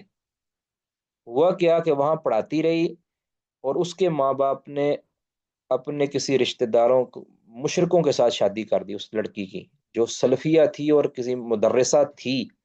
شادی ہو کر وہ کسی ایسے مشرک خاندان کے پاس گئی، مشرک خاندان کے پاس گئی تو ہوا یہ، اللہ رب العزت محفوظ رکھے ہماری بچیوں کو، ہماری بہنوں کو، گئی تو ظاہر آہستہ آہستہ آہستہ پہلے تو جی میں تو جی شرک کی طرف نہیں جاتی، پھر آہستہ آہستہ اللہ رب العزت کی طرف سے اس کو مار پڑنی تھی، شیطان نے چال کھیلی، وہ جو ہے نا راغب ہو گئی جی، میں یعنی وہ ہدایت سے ہٹ گئی اور گمراہی اور ضلالت کی طرف چلی گئی، اور وہ بھی اس پھر پیر کے مریدن بن گئی، اور پھر اس کے بھی مخصوص اعضاء، یعنی اس کے سینے کے اعضاء اس کو کاٹ دیا گیا، ٹھیک ہے۔ تو یہ بڑا اندھوناک واقعہ تھا، اور اس سے بھی پریشان کن معاملہ یہ تھا کہ ہمارے گاؤں کے بالکل ساتھ والا ایک گاؤں ہے نا، جس گھر کے چار یا پانچ جنازے جس گھر کے اندر اترے ہیں، یعنی ان کے 4 یا 5 بندے مارے گئے تھے، اور وہ 4 اور 5 بندے مجھے ان لوگوں نے خود بتایا جو اس کے عینی شاہد ہیں۔ ایک بندے کی بات نہیں کر رہا، میں خود اس گھر کے اندر گیا ہوں جس گھر کا یہ واقعہ میں سنانے لگا ہوں، عینی شاہد 2 یا 3، بلکہ میں اکیلا نہیں تھا، شیخ ابو یحییٰ صاحب نور پوری صاحب بھی وہ میرے ساتھ تھے، ہم ادھر وزٹ کرنے کے لیے گئے تھے، سارے معاملے کو یعنی رپورٹ کرنے کے لیے گئے تھے، کیا آخر پیچھے کیا۔ انہوں نے بتایا کہ یہ جو 4 جنازے اس میں ہم نے گھر میں لا کے رکھے نا، یہ ہمارے رشتہ دار ہی ہیں، ہم نے منہ ملازہ کرتے ہوئے، ہم تو ان کے خلاف ہی تھے، منہ ملازہ کرتے ہوئے چلو یار ان کے گھر میں جنازے آئے ہیں، چلو جا کے دیکھ لیتے ہیں، کوئی ان کو جنازے اٹھا کے اندر رکھ دیتے ہیں۔ کہتے ہیں کہ ہم نے اس گھر جو نیا نیا بنا تھا، 4 جنازے اس گھر کے اندر رکھے، اور ان لوگوں کو رتی برابر بھی اس کا افسوس نہیں ہوا کہ ہمارے یہ 4 بندے مارے گئے ہیں۔ وہ کیا کہتے تھے کہ یہ ہمارے 4 بندے شہید ہوئے ہیں، یہ کہتے ہیں کہ ان کے جنازے رکھنے کی دیر تھی کہ ان کے گھر کے اوپر زلزلہ طاری ہو گیا، کہتے ہیں ان 4 کی 4 میتوں کو ہم چھوڑ کر سارے کے سارے باہر بھاگ آئے، اور کہتے ہیں ان کے گھر کے اندر، اور ہم نے دیکھا بھی ہے، ان کا نیو بنا ہوا گھر جو اس زلزلے کی وجہ صرف جو ان کے گھر کے اندر آیا ہے، جو اللہ کی طرف سے ایک ہلایا گیا ہے، کہتے ہیں اس کے اندر واضح ان کے گھر کے اندر دراڑ پڑ گئی پورے گھر کے اندر، اس کے ہلنے کی وجہ سے۔ وہ 4 جنازے رکھے ہیں، فوراً ہم باہر نکل آئے، 4 تھے یا 5 تھے مجھے اب اس کا شک ہے، باہر بھاگ آئے۔ اس کے بعد پھر ان کو جو بھی ان کا دفن کفن جو کیا ہے وہ ان کے گھر والوں نے کیا ہے، ٹھیک ہے۔ تو اسی طرح ایک کوٹ مومن کے اندر 2 جنازے ایک ہی گاؤں کے گئے تھے، انہوں نے جناب ڈھول ڈمکوں کے ساتھ ان جنازوں کو جناب سیلیبریٹ کیا، یہ تو یہ شہید ہیں جی، پیسے بھی جو ہے نا لٹوائے گئے، جس طرح شادیوں بیاہوں پہ نہیں لوگ پیسے لٹواتے خوشی کے لیے، اسی طرح ادھر بھی کروایا گیا، اور اس کی مدعی بننے کے لیے کوئی بھی تیار نہیں تھا، یعنی اس کیس کے لیے کوئی بھی تیار نہیں تھا۔ اس کے اندر ہمارے گاؤں کے ساتھ والا گاؤں ہے، وہاں کا ایک ایس ایچ او، اس کا بیٹا بھی اس کے اندر شامل تھا قتل ہونے والوں میں سے، یعنی ایس ایچ او کا بیٹا بھی اس میں شامل تھا، باوجود اس کے کہ اس ایس ایچ او نے بھی کاروائی نہیں کی، وہ کہتے جی میرا بیٹا شہید ہوا ہے۔ اور میں آپ کو پھر بتاؤں کہ میں ادھر جب گیا، ہم نے وزٹ کیا، تو مجھے اس قدر افسوس ہوا کہ ہماری یونیورسٹیوں کے اندر اتنا بھی شعور نہیں دیا جا رہا کہ وہ ان طرح کے فراڈیوں کو، یا جو دین کے دشمنوں کو یا ایمان کے دشمنوں کو بھی پہچان پائیں۔ تو اس لیے ہمیشہ ہمیشہ یہ من الدین الفرار من الفتن، یہ بہت بڑا قاعدہ ہے کہ اپنے ایمان کو بچانا بہت ضروری ہے، اپنے ایمان کو۔ اب مجھے افسوس اس معاملے میں سب سے زیادہ افسوس جو ہوتا ہے نا، وہ اس بچی پر ہوتا ہے کہ جو ایک سلفیہ مدرسہ تھی، اور اس کی شادی کے غلط فیصلے کی وجہ سے اس کا سارا ایمان اور اس کی ساری آخرت کو داؤ پہ لگا دیا گیا۔ اللہ اللہ تعالیٰ محفوظ رکھے۔ تو یہ ایک واقعہ، اس کی کئی ایک جزیات میں نے آمدن چھوڑ دی ہیں، تو جو اور بھی پریشان کن ہے۔ لیکن دیکھیں ہمارا قانون کس قدر کمزور ہے کہ اس شخص کو جو پیر وحید ہے، اس کو باوجود اقرار کے اس کو تاحال عبرت کا نشان نہیں بنایا جا سکا۔ وہ آج بھی حکومت پاکستان کی کسٹڈی میں ہے اور سارے حکومتی پروٹوکول لے رہا ہے، اور ہماری جو سیکورٹی ہے اس کے سارے اخراجات اس پر صرف ہو رہے ہیں، اور جب بھی اس کی کوئی پیشی ہوتی ہے تو سینکڑوں پولیس کے ملازمین اس کی سیکورٹی پر نصب ہوتے ہیں کہ وہ اس پر حملہ نہ کر دے۔ یہ ہمارا حال ہے۔ سزا اس کو سنا دی گئی ہے، اب سزا سنائے جانے کے باوجود پتہ نہیں کتنی بار اس کو پھانسی کا آرڈر بھی ہو چکا ہے، اور یہ پھانسی کا آرڈر کوئی میرا خیال 2018 یا 19 کے اندر یہ ہوا تھا، آج تک اس کو جو ہے نا وہ ابھی تک پھانسی یا عبرت کا نشان نہیں بنایا جا سکا۔ یہ ہماری حالت ہے۔ ابھی ہم یعنی اس طرح کے بندوں کو بھی اگر سزا وقت پر نہیں ملے گی تو پھر ہم یہ توقع کرتے ہیں کہ ہم اللہ رب العزت ہم پر رحمت کرے، اور یہاں سے ہمیں جو ہے وہ ہماری معیشت صحیح ہو جائے، اللہ کی رحمتیں برسیں۔ تو یہ ایسا نہیں ہوتا۔ جی سوال جی۔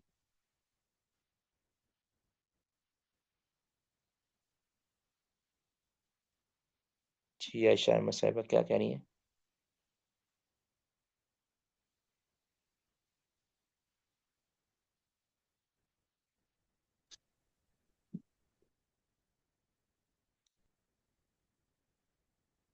جی سوال آپ کرنا چاہ رہی ہیں؟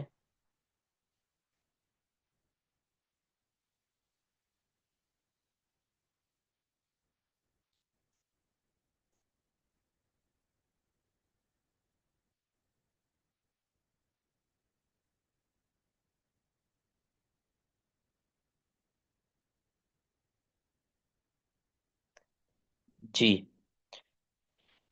اچھا، نبی صلی اللہ علیہ وسلم کے کو غصہ آیا ان چیزوں کو دیکھ کر، تو آپ صلی اللہ علیہ وسلم کے چہرے پر غصے کے نشانات ظاہر ہوئے۔ تو اس میں کئی ایک چیزیں غور طلب ہیں۔ پہلی بات تو یہ کہ غصہ آنا یہ فطری امر ہے۔ غصہ آنا یاد رکھیں، غصہ آنا یہ مذموم نہیں ہے۔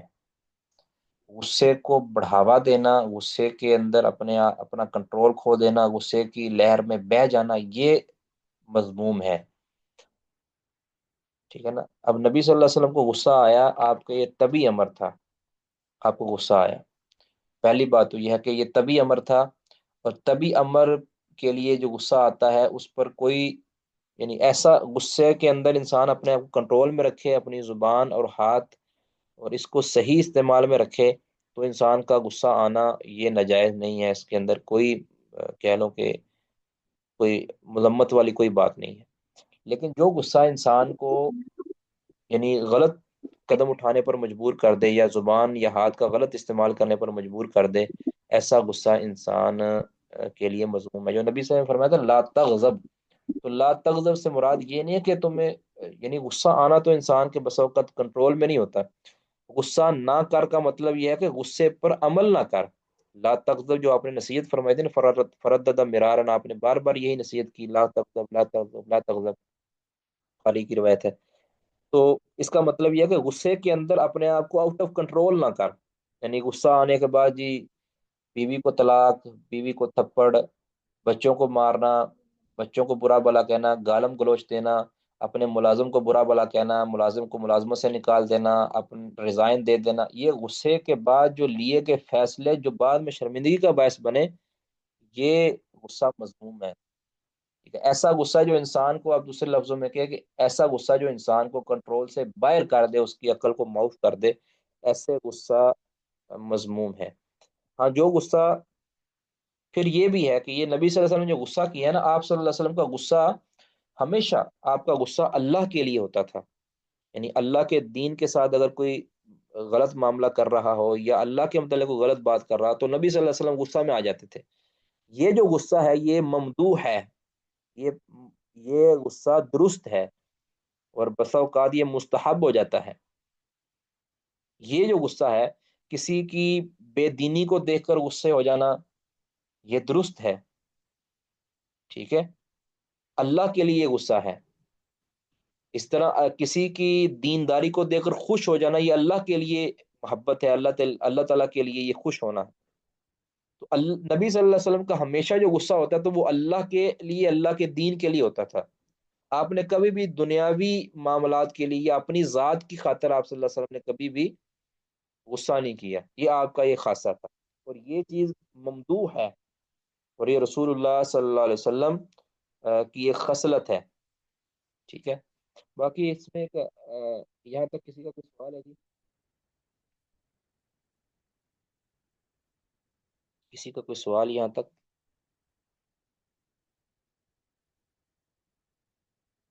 السلام علیکم استاد محترم، میرا یہ سوال ہے کہ اگر کوئی خاتون شرک کر لے انجانے میں، تو اس کے لیے کیا ہے کہ وہ توبہ استغفار کرے، اور توبہ کرنے کا کیا طریقہ ہے کہ وہ ذرا وضاحت کر دیں.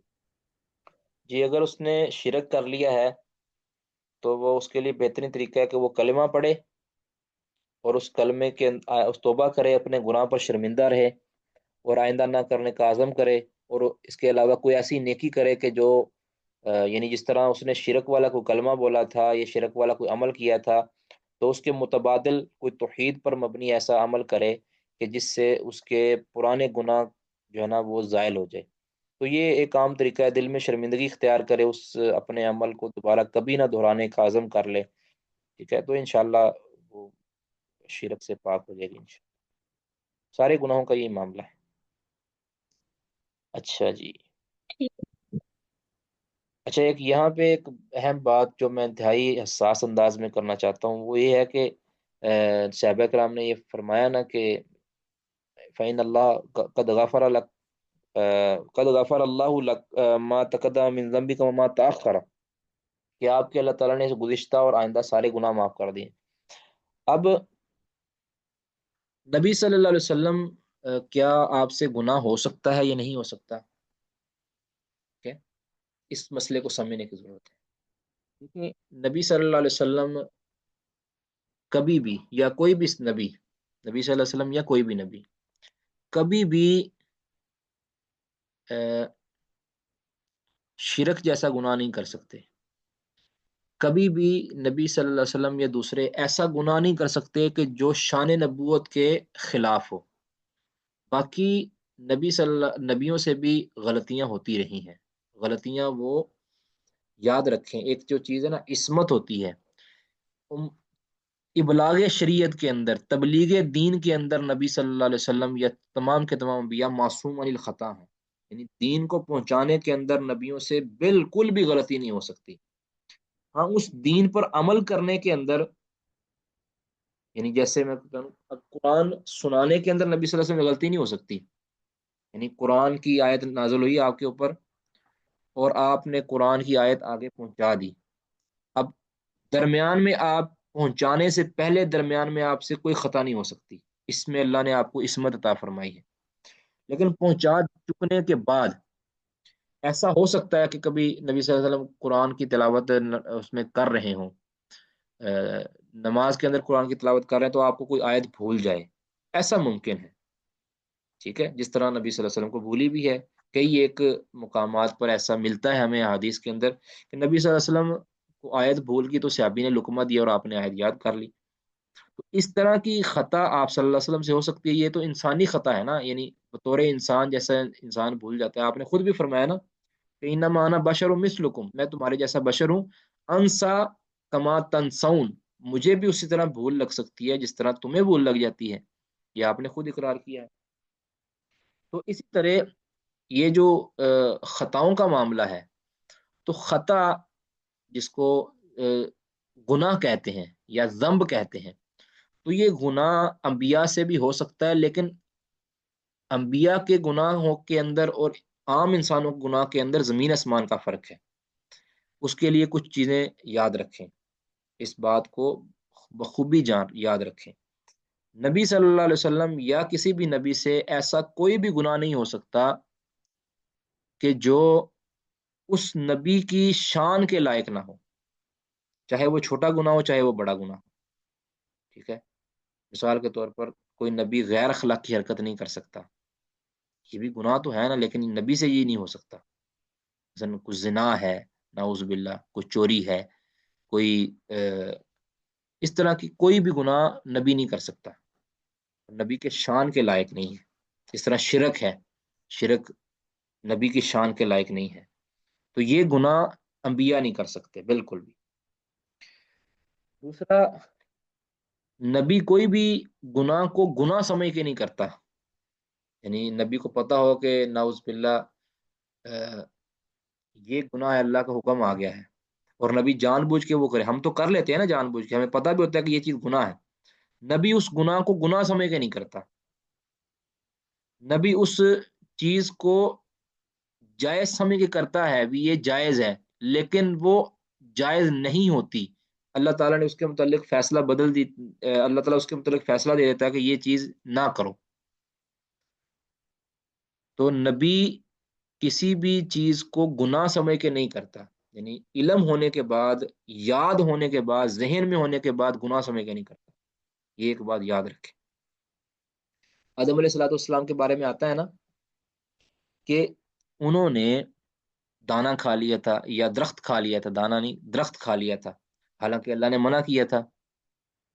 کوئی کہہ سکتا ہے بھی یہ تو معلوم تھا ان کو، اللہ رب العزت نے ناسیہ، ناسیہ کا لفظ بولا ہے کہ آدم علیہ الصلوۃ والسلام نے جب وہ درخت کھایا نا، اس وقت وہ بھول چکے تھے، یعنی ان کو بھول لگ گئی، کہ ان کے ذہن میں یہ نہیں رہا کہ یہ میں غلطی کر بیٹھا ہوں، اللہ رب العزت نے اس کو گناہ شمار کیا، ٹھیک ہے؟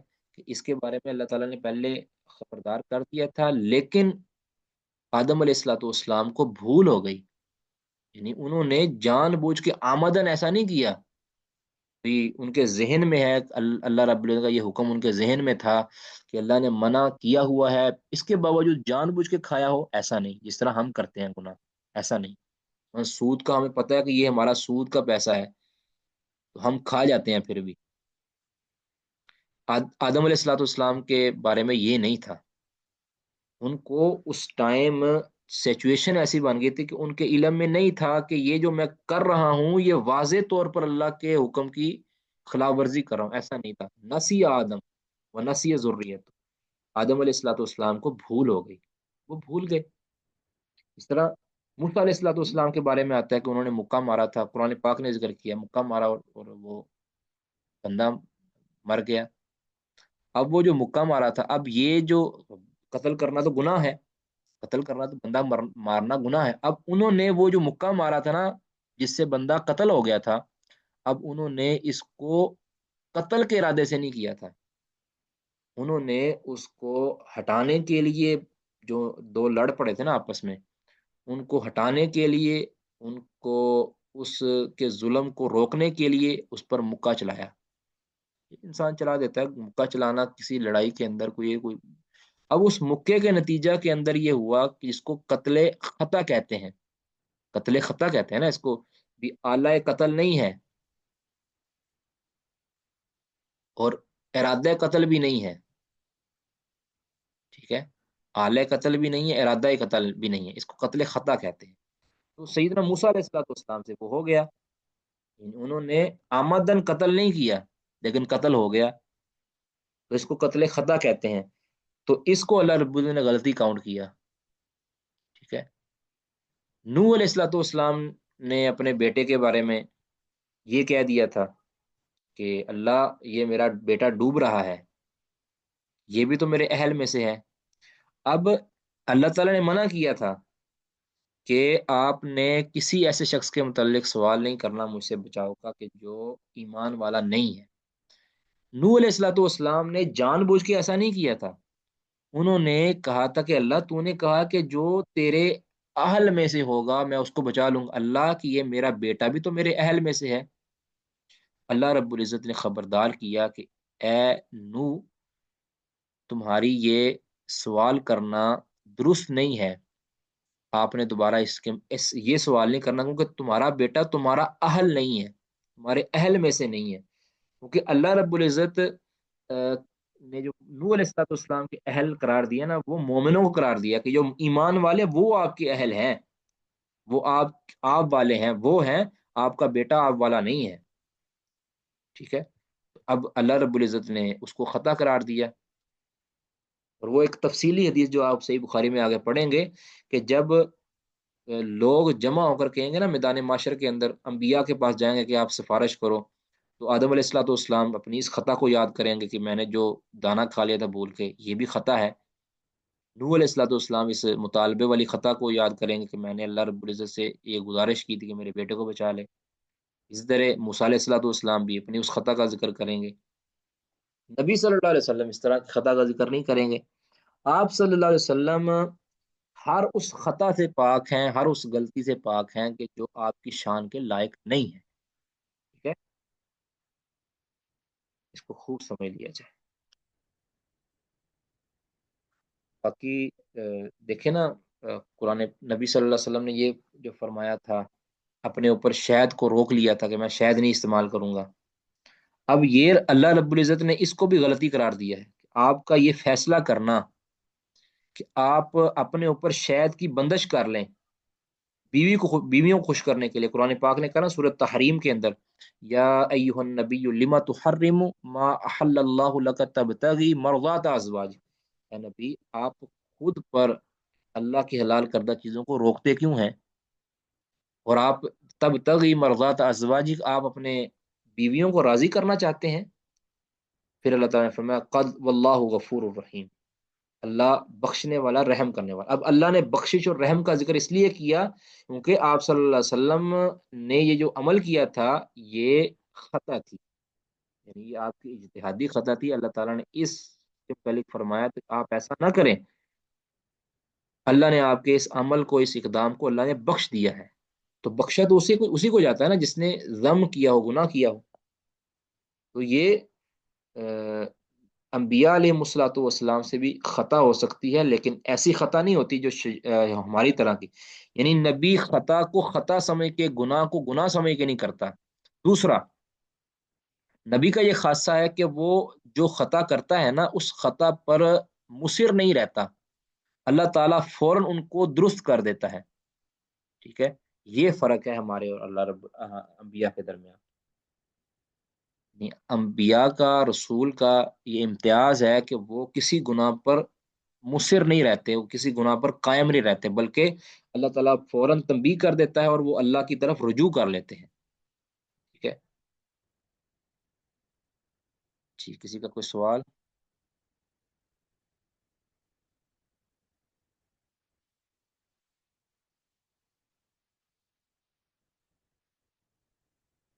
کوئی سوال نہیں جی کسی کا بھی؟ جی بارک اللہ فیکم۔ اس حدیث کے اندر کسی کا کوئی اشکال، کوئی سوال تو پیش کر سکتے ہیں۔ آگے جی، کون پڑھنا چاہیں گے؟ آگے والا باب کون پڑھنا چاہیں گے؟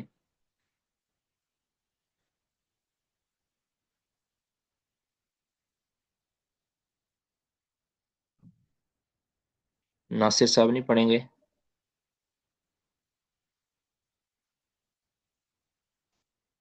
السلام علیکم۔ وعلیکم السلام ورحمۃ اللہ۔ مطلب یہ تھوڑا سا ان اتقاکم وعلمکم، ذرا اس کی تھوڑی سی، ذرا یہ اس کی وہ کر دیں، ترکیب کر دیں تھوڑی سی، ان اتقاکم السلام وعلمکم۔ علیکم۔ وعلیکم السلام۔ یہ میں نے پہلے بھی عرض کیا، ان اتقاکم و اعلمکم، یہ دونوں معطوف علیہ مل کر یہ بن جائیں گے انا کا، اعلمکم باللہ بھی ساتھ، یہ مل کر بن جائیں گے انا کا اسم، اور آنا اس کی خبر ہوگی، خبر اس کی یہ ضمیر منفصل آئی ہے تو یہ ہاں بالکل، ٹھیک ہے جزاک اللہ۔ میں یہی پوچھنا چاہ رہی تھی، مجھے تھوڑی سی کنفیوژن تھی۔ جزاک اللہ، الحمدللہ میرے مائنڈ میں بھی یہی تھا۔ جزاک اللہ شیخ۔ جی۔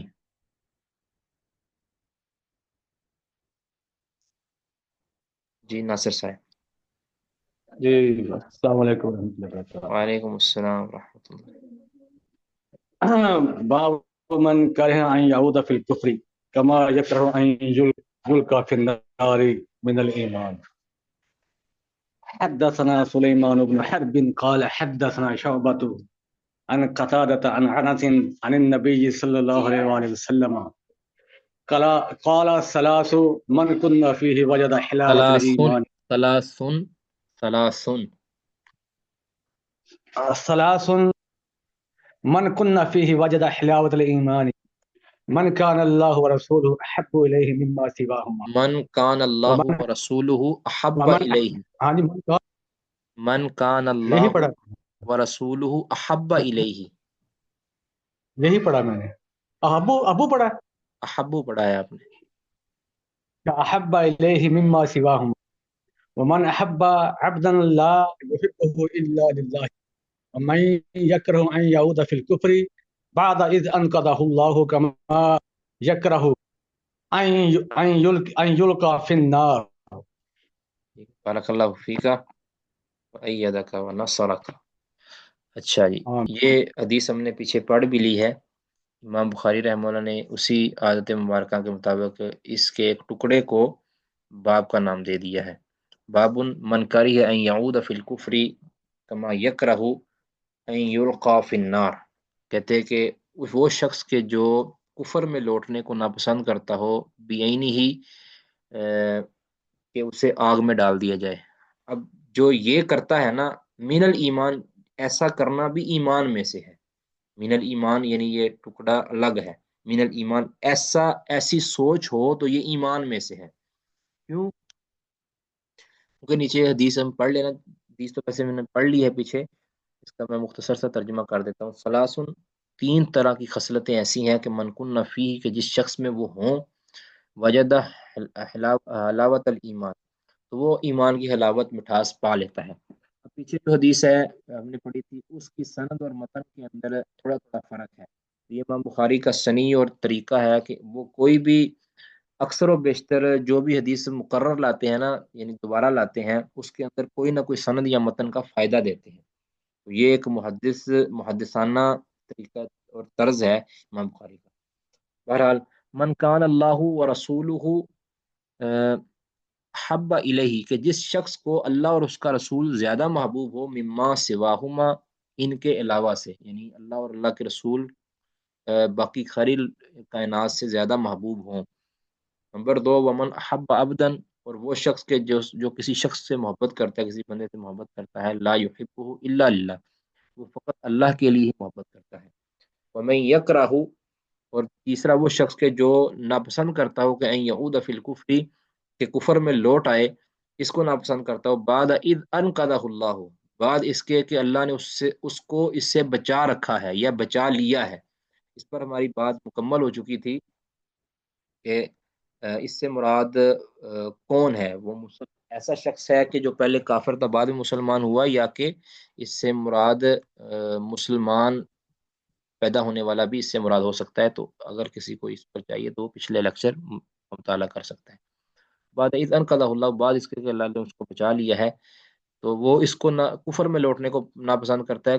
کما یکرہ ان یلقى فی النار جس طرح کہ وہ جہنم میں ڈالے جانے کو یا آگ میں ڈالے جانے کو، دنیا کی آگ بھی ہو سکتی ہے آخرت میں بھی، تو اس کو وہ ناپسند کرتا ہے. تو اب اس میں جو ہے نا بات تو اس پر ہوگی تھی مکمل. تو یہاں اللہ کے رسول صلی اللہ علیہ وسلم نے 3 خصلتیں بیان فرما دی ہیں کہ جو انسان کے اندر ہو تو اس سے وہ ایمان کی حلاوت چکھ لیتا ہے. اب جو ایمان کی حلاوت چکھنا ہے نا تو ظاہر ہے یہ ایمان ہے. جس کے پاس یہ 3 چیزیں موجود ہوں، 3 خصلتیں موجود ہوں، وہ ایمان کی حلاوت پا لیتا ہے. تو اس کا مطلب ہے کہ ایمان کے درجات اور مراتب ہیں. تو اگر کوئی امام بخاری نے جو باب باندھا ہے، یعنی یہ 3 خصلتوں میں سے ایک خصلت کو انہوں نے باب بنا دیا ہے کہ یہ ایک خصلت جس کے اندر ہو تو یہ بھی ایمان ہے. یعنی انسان کا اب یہ جو کاریہ یا یکرا یہ ناپسند یہ انسان دل سے کرتا ہے نا، دل سے ناپسند کرتا ہے تو دل کے اس فعل کو ایمان کی حلاوت قرار دیا گیا ہے.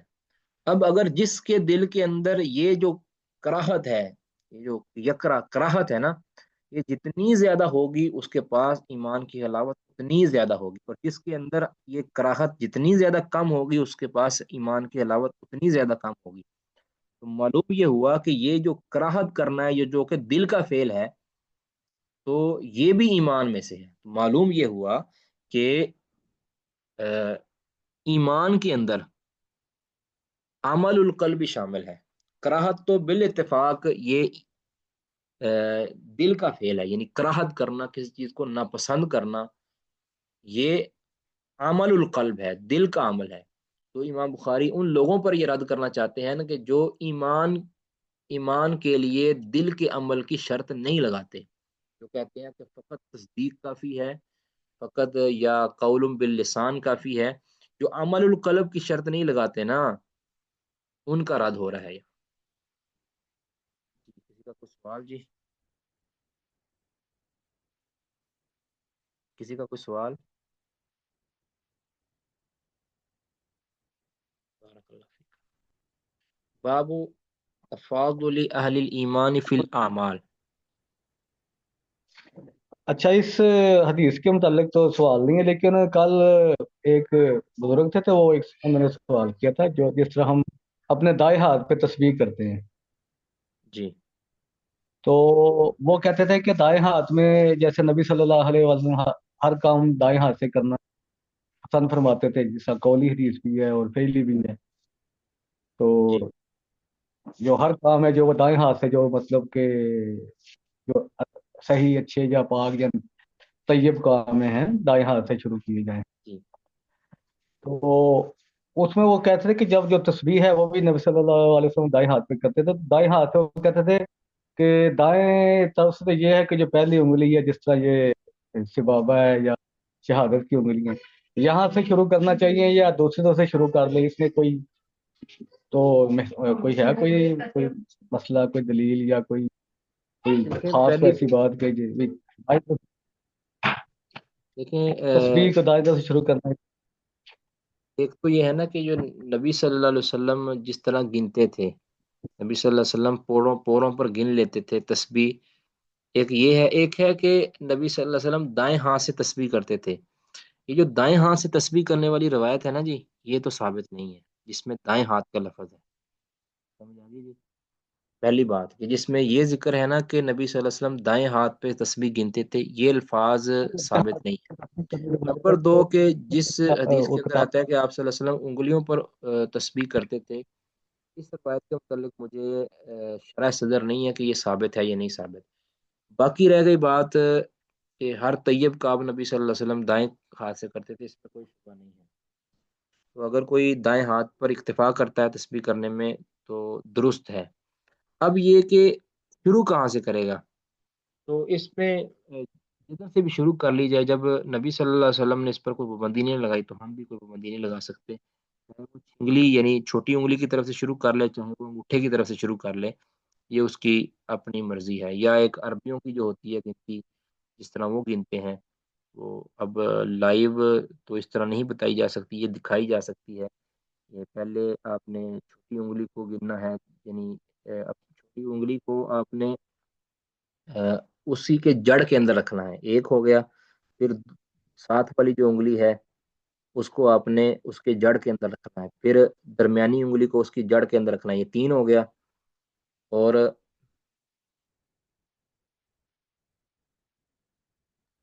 ٹھیک ہے، اس کے بعد آپ نے جو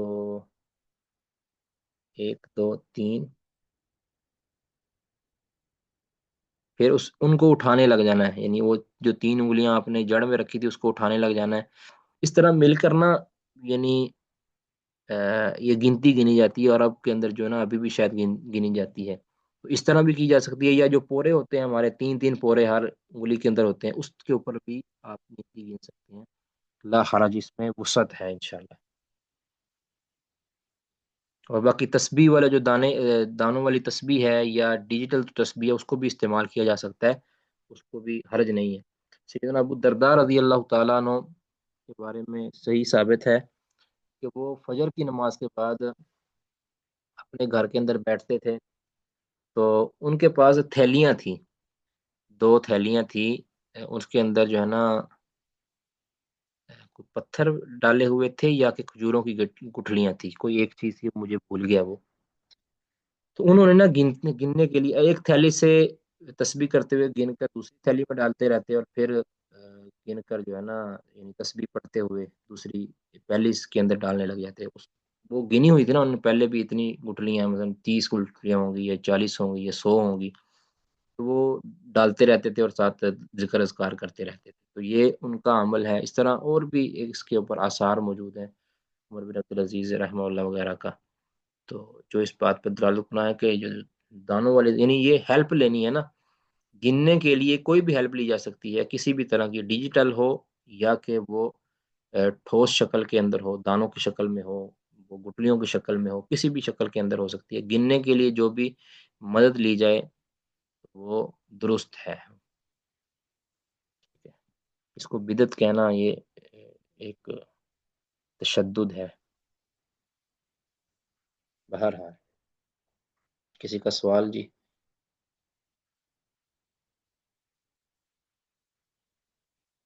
باب تفاضل اہل الایمان فی الاعمال، اہل ایمان کا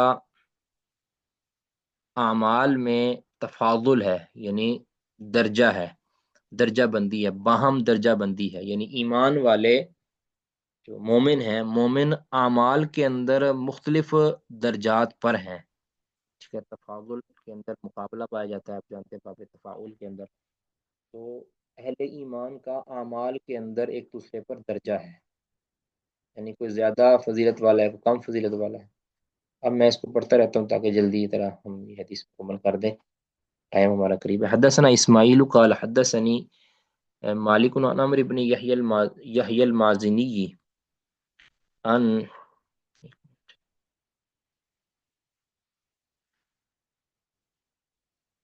ابیہ عن ابی سعید الخدری رضی اللہ عنہ عن النبی صلی اللہ علیہ وسلم قال يدخل اہل الجنۃ الجنۃ، جنت والے جنت میں داخل ہو جائیں گے، واہل النار النار، اور جہنمی جہنم میں داخل ہو جائیں گے. ثم یقول اللہ تعالیٰ، پھر اللہ رب العزت فرمائیں گے کہ اخرجو من النار، فرشتوں کو کہیں گے نا کہ اخرجو من النار. اب یہ حدیث تفصیلی ہے، اس میں یہاں مختصر الفاظ ذکر کیے گئے ہیں.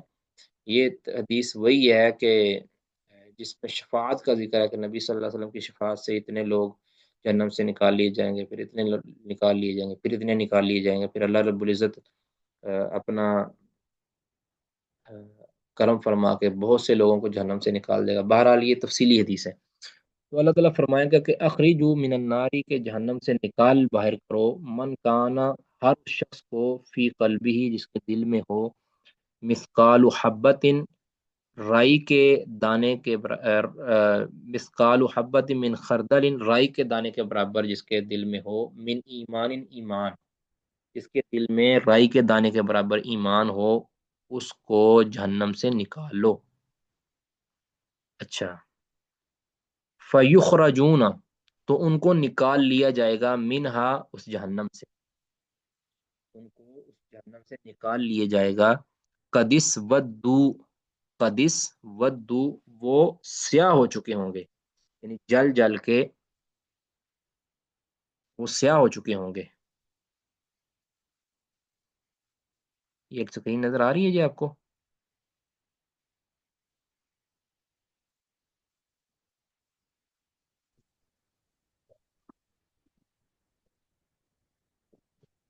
سکرین آپ کو نظر نہیں آ رہی؟ اب وہ ساری محترم نظر آ گئی. جی ٹھیک. قدس ودو، وہ سیاہ ہو چکے ہیں، یعنی جل جل کے وہ کوئلہ بن چکے ہوں گے، جس طرح دوسری حدیث میں ہے. تو فیلقون، فیلقون فی نہر الحیا او الحیات، یہ دونوں میں سے کوئی شک کا مالک، یہ مالک بن انس کو ان الفاظ میں شک ہے. تو انہیں ڈال دیا جائے گا، فیلقون، انہیں ڈال دیا جائے گا، فی نہر الحیا، نہر حیات میں، یعنی اس میں زندہ کیے جانے والی نہر ہے، اس میں ڈال دیا جائے گا. تو فیم بتون، تو وہ اگیں گے، وہ جو کوئلے بن چکے ہوں گے ان کو جہنم سے نکال کر نہر حیات کے اندر ڈالا جائے گا، زندہ کرنے والی نہر میں ڈالا جائے گا، تو فیم بتونا، تو وہ اگیں گے، اگیں گے، کما تنبت الحبۃ، کہ جس طرح اگتا ہے، الحبۃ وہ دانا، فی جانب یا وہ ایک جو ہوتی ہے نا دانا پھوٹتا ہے، فی جانب السیلی، سیلاب کی اطراف میں، سیلاب کی اطراف کے اندر یہ دانا اگتا ہے نا، اس طرح وہ اگیں گے۔ جب سیلاب آتا ہے نا جی، وہ سیلاب آ کے سائڈوں پر جو ہے نا کچھ جڑی بوٹیاں سی اگاتی ہیں، ٹھیک ہے، تو جس طرح وہ اگتی ہیں نا، اسی طرح وہ لوگ جہنم سے نکالے گئے وہ اگیں گے۔ تو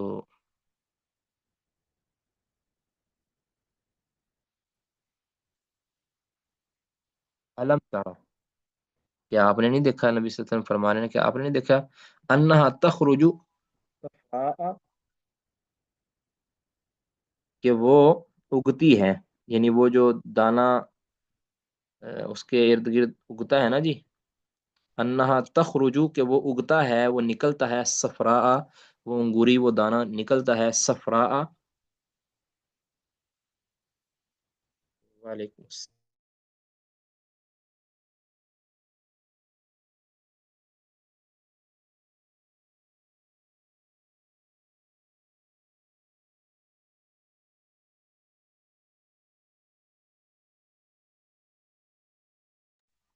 اچھا، انہا تخرجو، کہ وہ اگتا ہے، یعنی وہ انگوری جو نکلتی ہے نا، یہ جانب السیل، یہ آپ صلی اللہ علیہ وسلم اس کی وضاحت فرما رہے ہیں، صفراء، کہ وہ زرد ہوتی ہے، ملتویتن، اور لپٹی ہوئی ہوتی ہے، ٹھیک ہے، یہ اس کی وضاحت کر رہی کہ جس طرح وہ سیلاب کے ساحل کے ساتھ جو ہے نا، سیلاب کی ایک جانب جو انگوری پھوٹتی ہے نا، وہ اس کی جب کومپل نکلتی ہے، وہ ایک تو لپٹی ہوئی ہوتی ہے، آپ نے دیکھا ہوگا نا کبھی، یہ آپ نے دیکھا ہے کسی نے کبھی انگوری پھوٹتی ہوئی، یہ گندم یا چاول یا دنا کسی کی بھی چیز کی انگوری، جب چاول کی تو نہیں، گندم کی یا کسی بھی فصل کی جب انگوری نکلتی ہے تو وہ بالکل لپٹی ہوئی ہوتی ہے اور زر زر سی ہوتی ہے۔ تو اس طرح فرمایا کہ وہ جہنم سے نکال کر جب جنت اس میں ڈالے جائیں گے نا، مائع حیات میں، ٹھیک ہے، وہاں سے پھر وہ اس طرح اپنے سر نکالیں گے، اپنی کومپلیں نکالیں گے، اگیں گے، کہ جہنم نے ان کو جلا کے راکھ کر دیا ہوگا۔ اب اس میں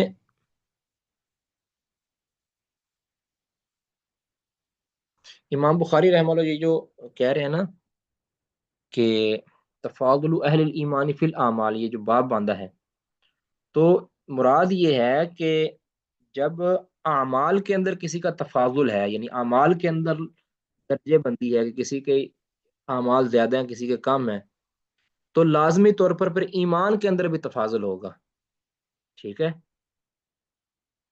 کیونکہ ایمان کے اندر اعمال بھی داخل ہیں، تو جب اعمال کے اندر تفاضل ہے، اعمال کے اندر کسی کا اعمال زیادہ ہیں کسی کے کم ہیں، تو یقیناً پھر ایمان کے اندر بھی کمی یا زیادتی، کمی یا پیشی ہوتی ہے، یعنی یہ رد ہے ان لوگوں کے اوپر کہ جو ایمان میں کمی پیشی کے قائل نہیں ہے۔ امام بخاری ثابت یہ کرنا چاہ رہے ہیں کہ جب لوگوں کے اندر اعمال میں کمی زیادتی موجود ہے، تو پھر لوگوں کے ایمان میں بھی کمی زیادتی کیوں کہ اعمال ایمان میں داخل ہے، ٹھیک ہے۔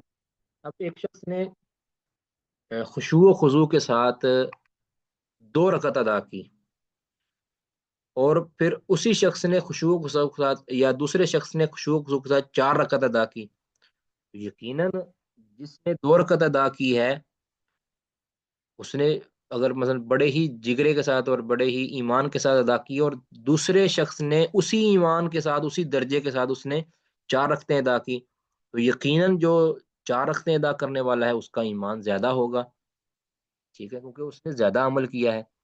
اس طرح ایک شخص نے 1 پارہ قرآن کا تلاوت کیا خشوع و خضوع کے ساتھ، اور دوسرے نے آدھا پارہ تلاوت کیا خشوع و خضوع کے ساتھ، تو یقیناً 1 پارہ پڑھنے والے کا تلاوت کرنے والے کا ایمان زیادہ ہوگا کیونکہ اس نے زیادہ عمل کیا ہے۔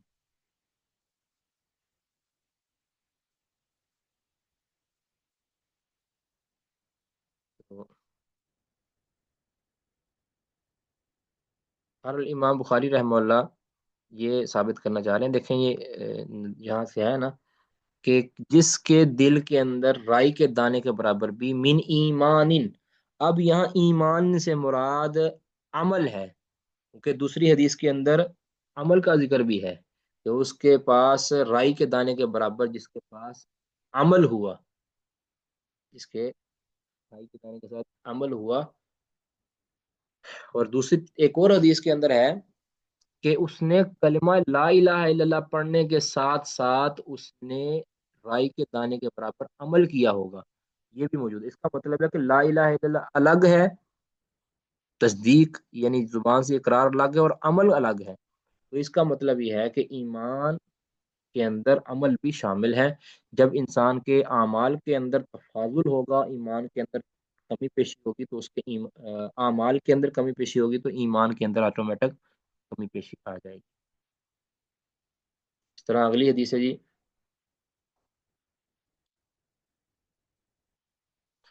حدثنا محمد بن عبید اللہ قال حدثنا ابراہیم بن سعد عن صالح عن ابن شهاب عن ابي امامة بن سهل بن حنيف انه سمع ابا سعيد الخدري يقول قال رسول الله صلی اللہ علیہ وسلم بین انا نائم رأيت الناس، میں سویا ہوا تھا کہ میں نے لوگوں کو دیکھا، یعرضون علیہ، وہ مجھ پر پیش کیے جا رہے ہیں، یعنی مجھے ایسا منظر دکھائی دیا کہ میں سویا ہوا یعنی میں سوئے ہوئے تھا، مجھے ایسا منظر پیش کیا گیا کہ لوگ میرے اوپر میرے پاس آ رہے ہیں، وعلیہم قمص، اور انہوں نے قمیصیں پہنی ہوئی ہیں، یعنی انہوں نے قمیص پہن رکھی ہے، لمبی جو کرتا ہوتا ہے نا، جو لمبا کرتا وہ پہنے ہوئے ہیں۔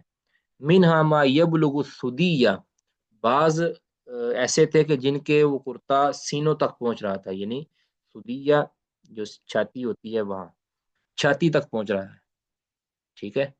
ومنہا ما دون ذالک، اور بعض کے جو کرتے ہیں، بعض کے جو قمیص ہیں وہ نیچے تک آ رہے ہیں۔ وعرض علی عمر بن الخطاب، اور مجھ پر عمر بن خطاب رضی اللہ تعالیٰ عنہ کو پیش کیا گیا، وعلیہ قمیص، اور انہوں نے ایسی قمیص پہن رہی تھی، یہ جرہ جس کو وہ کھینچ رہے تھے، یعنی ٹخنوں سے نیچے زمین پر لٹک رہی تھی، اور وہ ان کو چل رہے تھے تو ان کو گھسیٹ کر آ رہے تھے، گھسیٹ گھسیٹ کر وہ قمیص لا رہے تھے، یعنی اتنی لمبی قمیص تھی۔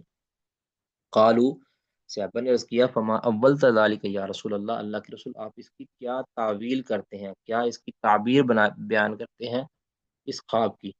تو آپ نے فرمایا الدینہ، اس کی تعویل میں کیا کرتا ہوں، الدینہ منصوب کیوں ہے جی، کون بتائے گا؟ الدینہ منصوب کیوں ہے، کون بتائے گا جی؟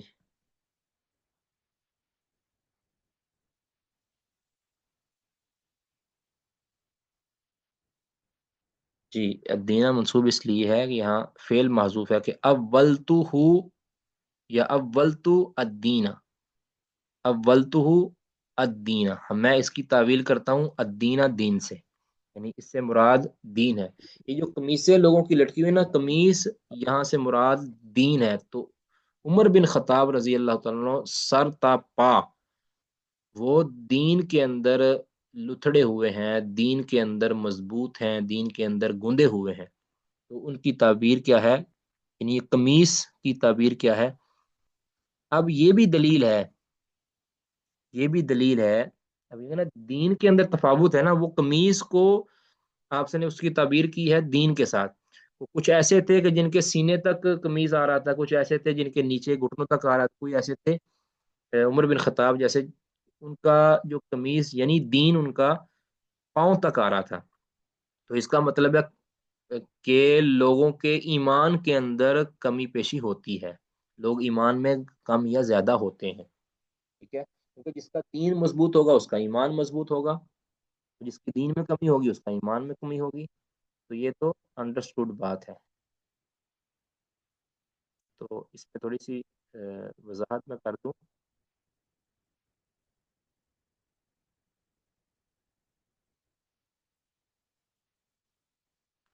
اچھا،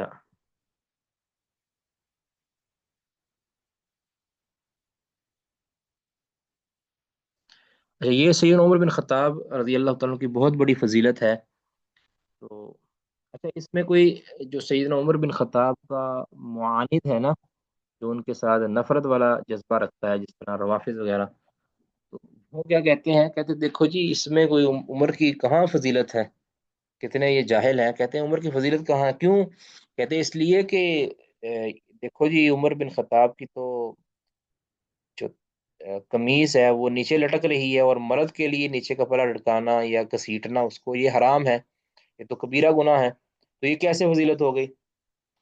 تو ان بدبختوں کو یہ نہیں پتا کہ یہاں یہ جو حقیقی قمیض مراد تھوڑی ہے، یہاں تو یہ ایک حصی ہے جو خواب میں ایک قمیض دکھائی گئی ہے آپ صلی اللہ علیہ وسلم کو، تو یہ خواب کے اندر قمیض دکھائی جانا، اس سے مراد ان کے تعبیر آپ نے دین کے ساتھ کی ہے، کہ یہ جو قمیص یہاں مراد ہے، یہاں ان کا دین مراد ہے، کہ عمر بن خطاب دین، یعنی سر تا پا دین کے اندر چمٹے ہوئے ہیں، اور نبی صلی اللہ علیہ وسلم نے یہ جو حدیث عمر بن خطاب کی فضیلت کے طور پر بیان کی ہے، ان کی مدح و ستائش کے طور پر بیان کی ہے، اور یہ جو گھسیٹنا ان کا، اس کو دین کے ساتھ تعبیر یعنی تعبیر اس کی دین کے ساتھ کی ہے، کہ عمر بن خطاب رضی اللہ تعالیٰ عنہ کا دین اس قدر مضبوط تھا، اور اس قدر غالب تھا ان کے وجود کے اوپر، کہ اس نے سارے کا سارا بدن ان کا ڈھانپا ہوا تھا۔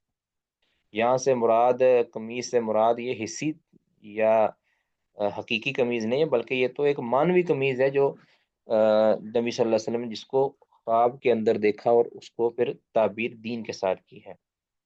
تو اب عمر بن خطاب رضی اللہ تعالیٰ عنہ کی یہاں یہ خاص فضیلت ہے، اس کا یہ مطلب نہیں ہے کہ عمر بن خطاب رضی اللہ تعالیٰ عنہ سب سے افضل صحابی ہیں، یعنی ان کا نمبر حالانکہ دوسرا ہے، حضرت ابوبکر صدیق رضی اللہ تعالیٰ عنہ کا نمبر پہلا ہے، تو یہ اس کو کہتے ہیں کہ یہ ایک خاص فضیلت، سیدنا عمر بن خطاب کی خاص فضیلت ہے، اس سے مطلق افضل ہونا مراد نہیں ہو سکتا، یعنی اس کو فضل مطلق پر معمول نہیں کریں گے۔